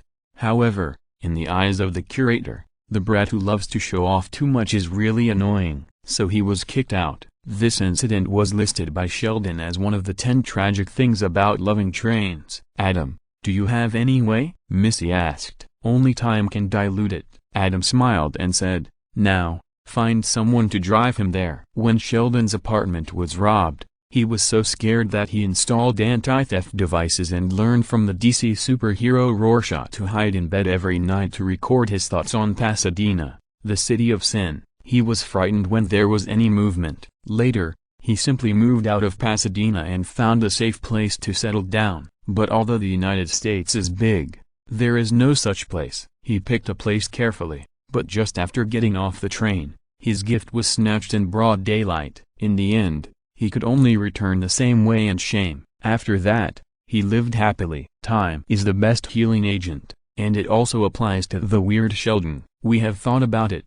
Missy shook her head and said, little George wants to open a store. I am in college, and my grandmother has no time for love. My mother can, but Chicago is so far away. My mother has to fly to Pasadena first and then drive him. There is still no time. Then spend money to hire someone to drive him. Adam suggested, is this the first day you met Sheldon? Missy complained. At this time, except for his family and friends, he looks like a bad person to everyone. According to him, it is such a long way. What if he is killed halfway? Or what if he is kidnapped and taken to be a slave?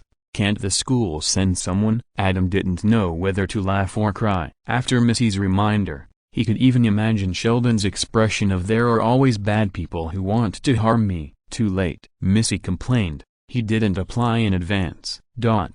Adam was speechless. Sheldon's troubles are indeed beyond your imagination. Chapter 447, Channing and I have an appointment at Peggy's apartment. Don't worry, I'll take care of it, Adam said with a smile. You can't always take advantage of the Coopers. It's necessary and polite to give back appropriately. Do you have a solution? Missy said in surprise. It's actually very simple, Adam explained. I can find someone to pretend to be a policeman to send him. Although Sheldon is afraid of outsiders, bad guys, and everything else, as long as the person I find has a formal certificate, Sheldon will definitely feel at ease. Damn, why didn't I think of that? Missy slapped her head. With Sheldon's robot-like brain, as long as you give him a formal certificate, he won't know even if you sell him. Haha. Adam couldn't help laughing. Sheldon follows rules in everything he does. To collect a letter, you have to manually sign the receipt and complete the last link of postal mailing.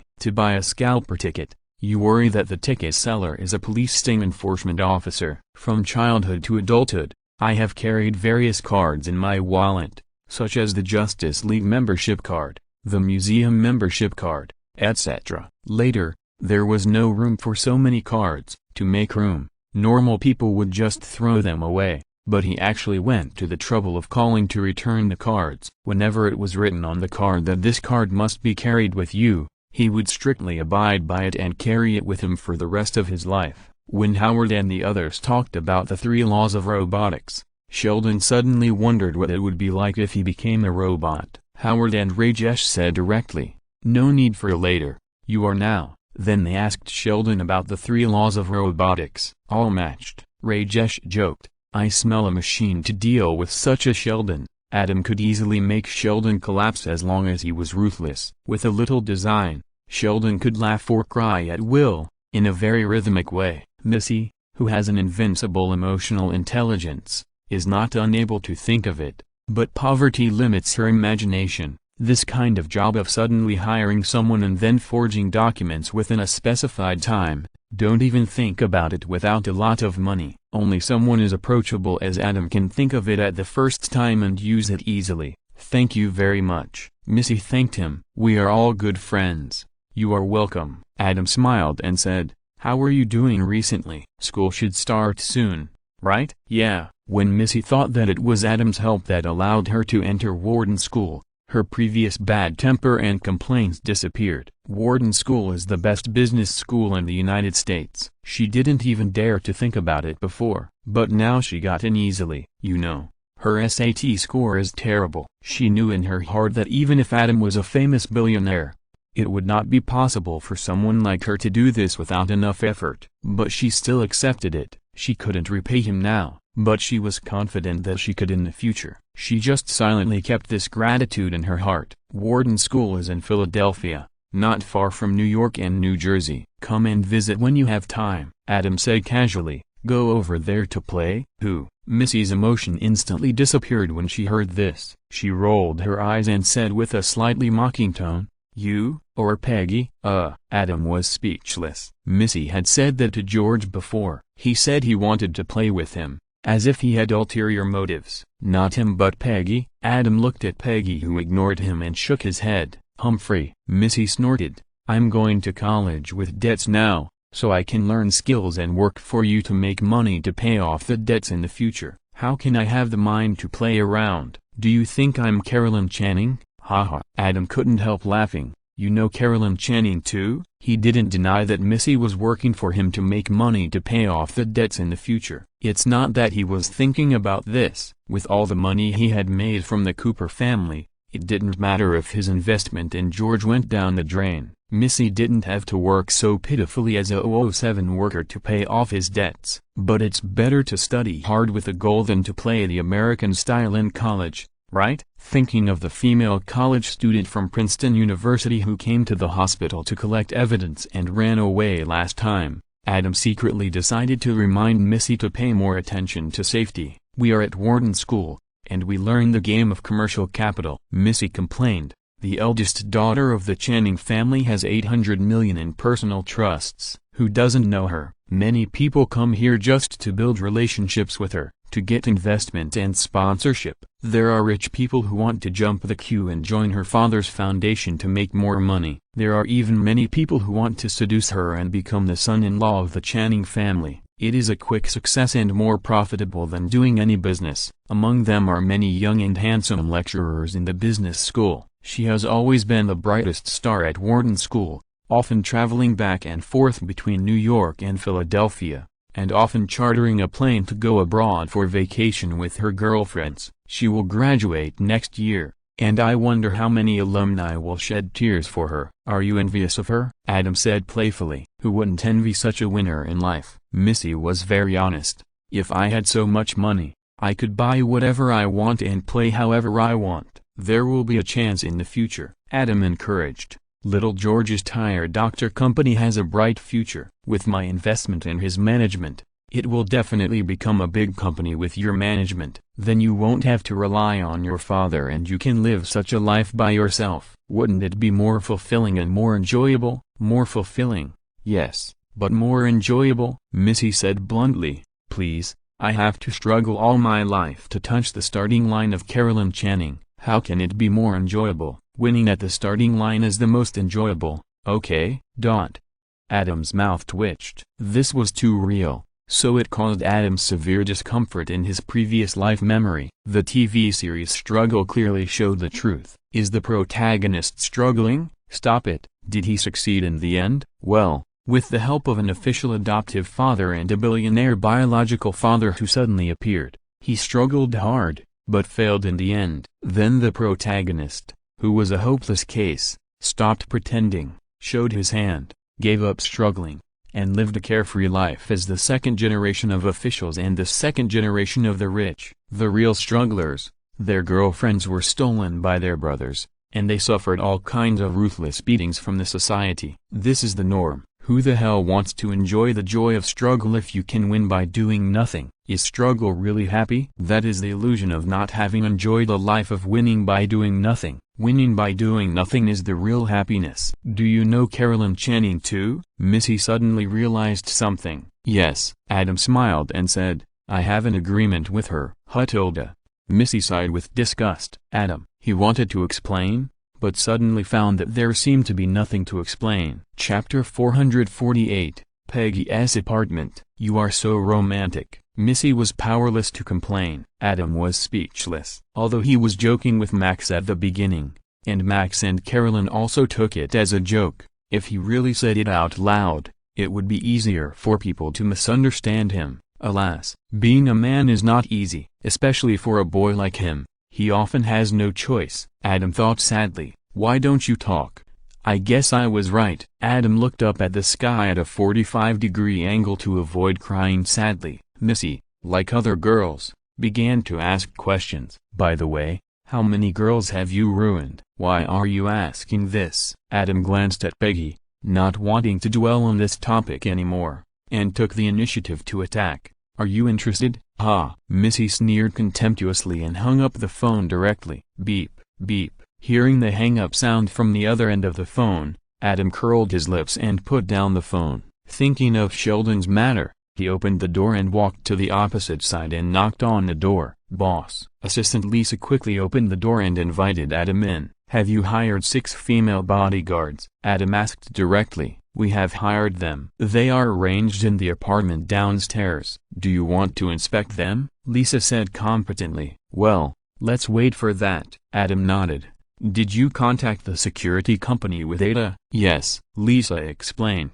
Ada contacted them, and I helped to select them. They are all the most professional. Their fighting ability is no worse than that of male bodyguards. Each of them is legally equipped with a gun. Does the security company have a branch in California? Adam asked. I think so. Lisa was stunned. They are one of the best security companies in the United States. Hollywood stars in Los Angeles, California need a large number of security personnel. There should be a branch there. Okay, then you help to contact them. Adam talked about hiring security personnel to escort Sheldon to Chicago. A male security guard is responsible for safety along the way. It is more than 2,000 kilometers from Pasadena to Chicago, and you have to cross many states and counties along the way. Who knows if you will encounter any fatal turns? In The Big Bang Theory, Sheldon's fear and vigilance of various horror movies are purely funny, but this is a world mixed with American TV series and movies, so it's hard to say. By the way, this male security guard must have a good personality and must have a happy family. the kind with a wife and children, for such a long distance, escorting Sheldon. If the male security guard has a bad personality, once he is annoyed by Sheldon's weird requests, he probably won't hit the fatal curve, and will most likely kill Sheldon directly. Just like in the Chinese Odyssey, the bodyguard Sun Wukong killed the escort target Tang Seng. Even just having a good personality is not safe. You must have a wife and children to live a happy life. In order to be a little reassured, there is no way. Not everyone is Leonard. Adam, a friend who has received so much benefit from Sheldon, sometimes can't help but want to hit him. And even Leonard, the reason why he can be so tolerant is that he has been trained by his mother Beverly since he was a child to achieve the name of Ninja Turtle. He has practiced. What will happen if Leonard is given a chance? In The Big Bang Theory, Sheldon and his friends were waiting for the Nobel Prize notification. When Sheldon was sleepy, Leonard, who had obtained Sheldon's permission in advance, slapped the sleepy Sheldon in the face. It was a hearty slap. Everyone was jealous of Leonard, because everyone else wanted to give Sheldon the same slap. A female companion is also required. She doesn't need to be a professional security guard, but she must have a good personality and have experience as a nanny or kindergarten teacher. Adam added, even if various restrictions are placed on male security guards to ensure that they will not do the things that Sun Wukong did to Tang Seng, it is still not safe. It is better to add a woman to take care of Sheldon and isolate Sheldon and male security guards to a certain extent to prevent unspeakable things from happening. Women are much better at tolerating Sheldon. Look at the most important people in Sheldon's life. In addition to Leonard, his mother, grandmother, Penny, and Amy are all women. It would be best if this woman is also interested in one of science, comics, movies, and games. Adam thought for a moment and added, of course, if it's hard to find one, then hire another woman according to this requirement. Well, no matter who you hire, her personality must still be very good. Lisa was stunned. What kind of person is this Sheldon? Why does it feel like the boss is afraid that others can't stand him and will hurt him directly? But despite her thoughts, she immediately picked up the phone and called the person in charge of the security company that connected them. Okay, boss, I'll contact them immediately. As soon as the call was connected, her tone and demeanor changed, and she had a strong female flavor. Anyone who works for a boss like Adam who is not short of money and is particularly willing to spend money on certain things will soon be able to gain experience. This is the speed of money. Lisa repeated Adam's long list of slightly strange requirements on the phone. The other party was very professional and agreed without hesitation, guaranteeing to complete the task. Of course, pay more, Lisa said calmly. As long as the work is done well, money is not a problem. That's how generous she is. Boss, it's done. After hanging up the phone, Lisa instantly turned from a strong woman into a worker. Yeah, very good. Adam was very satisfied. Accompany me to check on Peggy's security situation. Yes, Lisa agreed and led Adam to the apartment downstairs. With money paving the way, the apartment downstairs directly became the duty room for security personnel, which was convenient for nearby protection without affecting Peggy's work and life. There are a total of 6 female security guards, 2 people in a group, and they take turns to protect 24 hours a day. Microsurveillance equipment is installed at the entrance and exit of the apartment building and Peggy's floor. Once an unidentified person approaches, they will check and deal with it in advance. Lisa introduced. Adam looked at the 2 female strongmen and did not doubt their fighting power. He just explained the meticulousness of security work and maintaining sufficient vigilance, and gave strong encouragement in terms of money. It can be seen that the effect is obvious. The 2 female strongmen were very excited. After that, Adam returned to Peggy's apartment. What are you doing? I still have to calculate. You can calculate at any time, but you have to get enough sleep. It's time to go to bed now. I said so. Peggy wanted to resist, but she couldn't say a word and was suppressed. An hour later, when the 2 were having a passionate exchange of body and mind, Adam's phone suddenly rang. Adam was too lazy to answer it. After a while, he found something wrong. The door of the apartment was opened, and a strange voice came into his ears. Adam froze immediately. P.S. Thanks to Emperor Huang and book friend 2018101615185319 for the reward. Chapter 449 Shameless. 1 minute ago, a man and a woman walked into Peggy's apartment building. They walked upstairs, talking and laughing. Security room. Hurry up and notify Miss Lisa. The female security guard on duty looked at the information, recognized the person, and immediately asked her companion to make a phone call. For the sake of management, they were all led by Lisa. Shit. Lisa received the call, cursed inwardly, and quickly called Adam. But no one answered. Lisa could only look out through the peephole while calling. At this time, a man and a woman had already walked to the door of Peggy's apartment. Various thoughts flashed through Lisa's mind, but in the end she held back and murmured, "Boss, it's not that I don't do my job." Who would have thought that something like this would happen? You wish yourself the best. I haven't seen Peggy for a long time. Give her a surprise this time. The woman, who was less than 40 years old and looked radiant, took out the key from her handbag to open the door, and smiled at the middle-aged man beside her. "Linda, it's so late. Maybe we should tell Peggy in advance." The middle-aged man was very gentle, and his eyes were full of love when he looked at the woman. "It's okay. She must not be asleep at this time. You know her enthusiasm for scientific research." Peggy's mother Linda smiled sweetly, then turned the door lock, pushed the door open, opened her hands, and choked on the surprise that was about to come out of her mouth because she didn't see Peggy. "The light is still on. She should be in the bedroom or the bathroom." "David, sit on the sofa first." "Okay." David smiled gently. "Not to mention that he is not Peggy's father? Even if he is her biological father, now that Peggy is older, it is necessary to avoid her. There are many disgusting things in this regard in the United States. A decent person like him naturally pays more attention to these details." "Peggy," Linda shouted as she walked towards the bedroom. In the bedroom, Adam's hearing is far superior to that of ordinary people. He immediately noticed the arrival of Linda and others. But the window of this bedroom is too small, and it is on the 3rd floor. With his body shape, it is difficult to get away for a while. This made him feel overwhelmed. Online emergency. What is it like to be blocked on the bed by the mother-in-law? "Peggy." At this time, Linda turned the door of the bedroom. "Mom." The bedside lamp was on, and Peggy was lying on the bed facing the door, and greeted Linda with a normal look. "Are you asleep? Did you forget to turn off the light outside?" Linda walked to the bed, sat down, and touched Peggy's face with a smile. "Hey, your head is a little hot.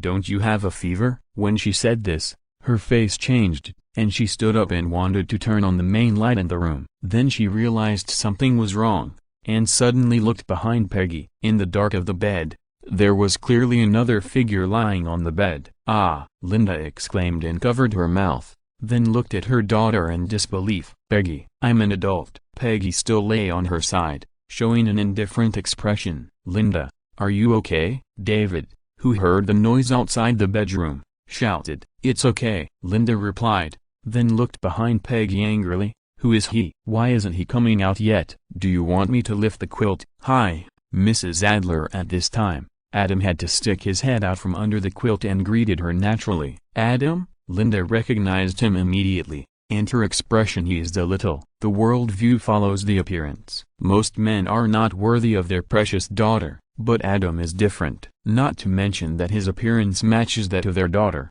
His achievements over the years are also comparable to those of their daughter. Well, it can even be said that he is better. After all, this is a money society, and everything is about money. No matter how powerful a scientist is, he still has to eat. If it were another man, she would definitely be furious. But now it's Adam, and she thinks she can still bear it. "Peggy, your Uncle David is here too. You guys should pack up and come out quickly." Linda glared at Adam and said to Peggy, "Got it." Peggy responded with a frown. Linda shook her head with a wry smile, walked out of the bedroom and closed the door. Living room. "What's wrong?" The middle-aged warm-hearted David immediately noticed that his lover's mood was not right, and hurriedly asked with concern, "Peggy has grown up." Linda struggled to briefly describe the matter. After all, they would have to introduce each other later, and if she didn't say it in advance, it would be more awkward. This Adam and Peggy have been friends since childhood.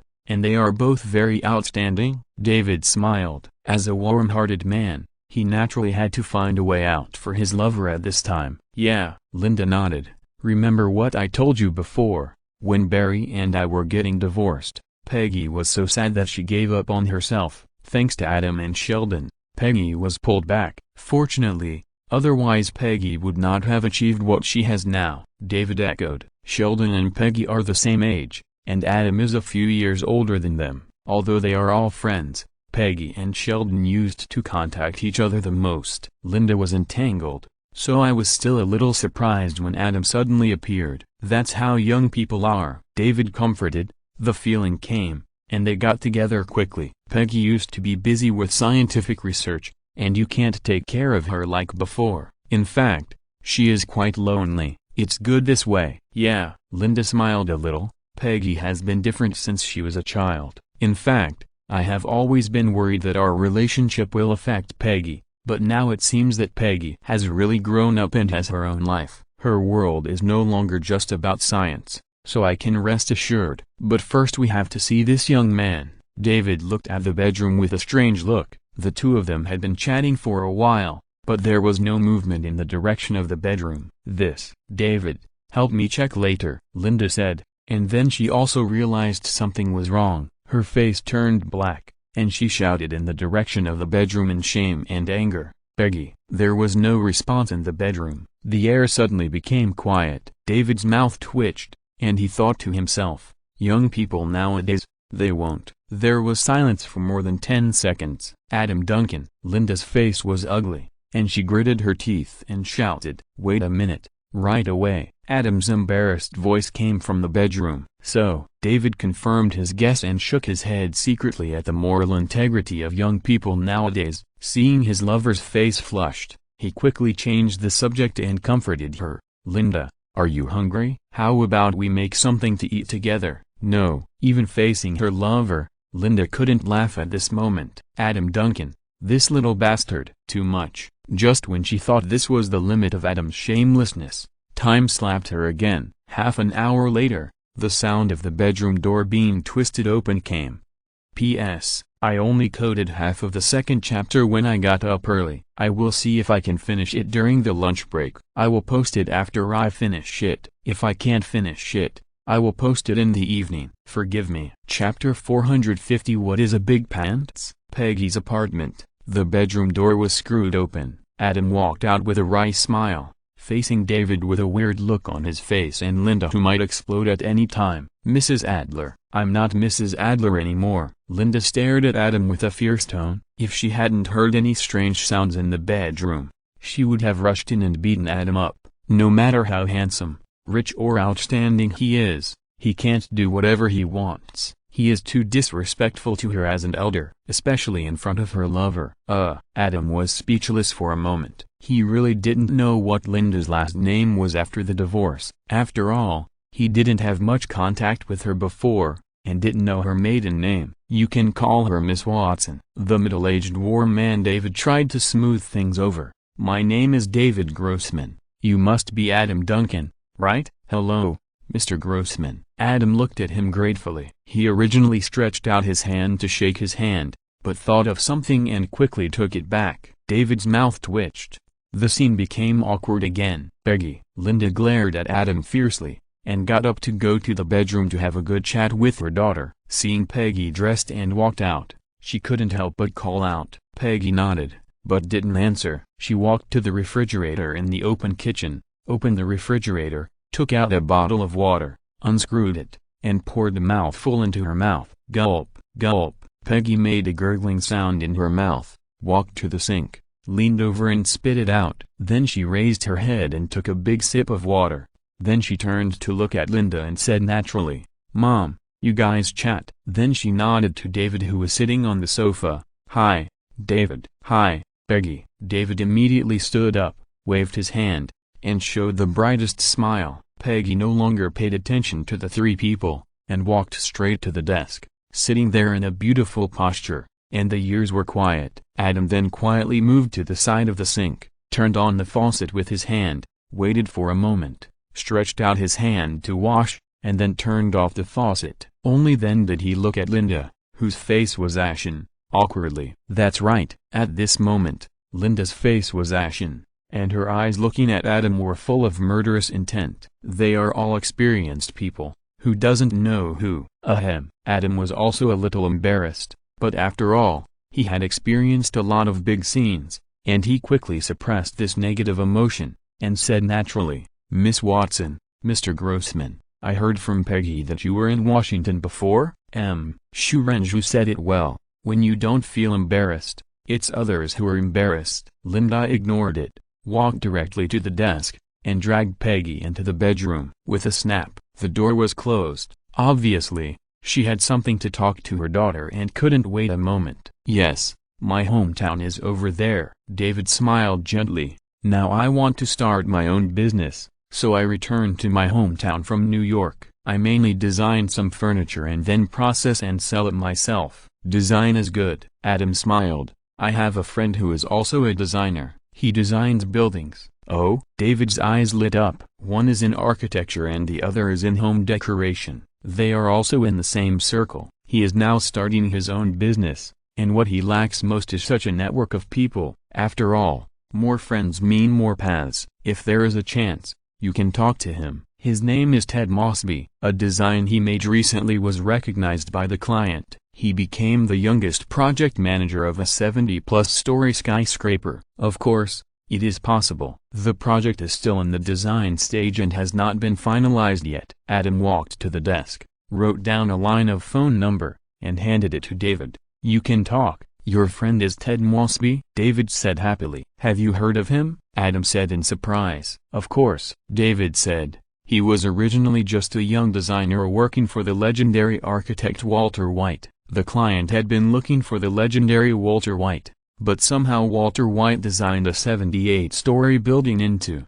Well, how should I put it? I know. Adam knew about this and smiled knowingly. The skyscraper designed by the legendary Walter White was a 78-story building made of pink marble, with a dome on the top and two symmetrical spherical entrances downstairs. Compared with this weird building, the big pants and the like are all weak. Everyone saw it, but the legendary Walter White didn't see it. David couldn't help laughing and said, when the customer came to see the model, he was stunned and turned around to leave. This is a 78-story skyscraper that can become a landmark. If it appears on TV in the future, it will probably be blurred. The customer is not crazy. How could he accept such a design? The legendary Walter White is too famous. Adam smiled and continued. When the design drawings came out, there were so many people in Walter White's team, but no one dared to point it out. They all applauded and cheered. My friend Ted could only stand there awkwardly and swallowed the complaints that were about to come out of his mouth. This is why I quit my job and started my own business. David sighed.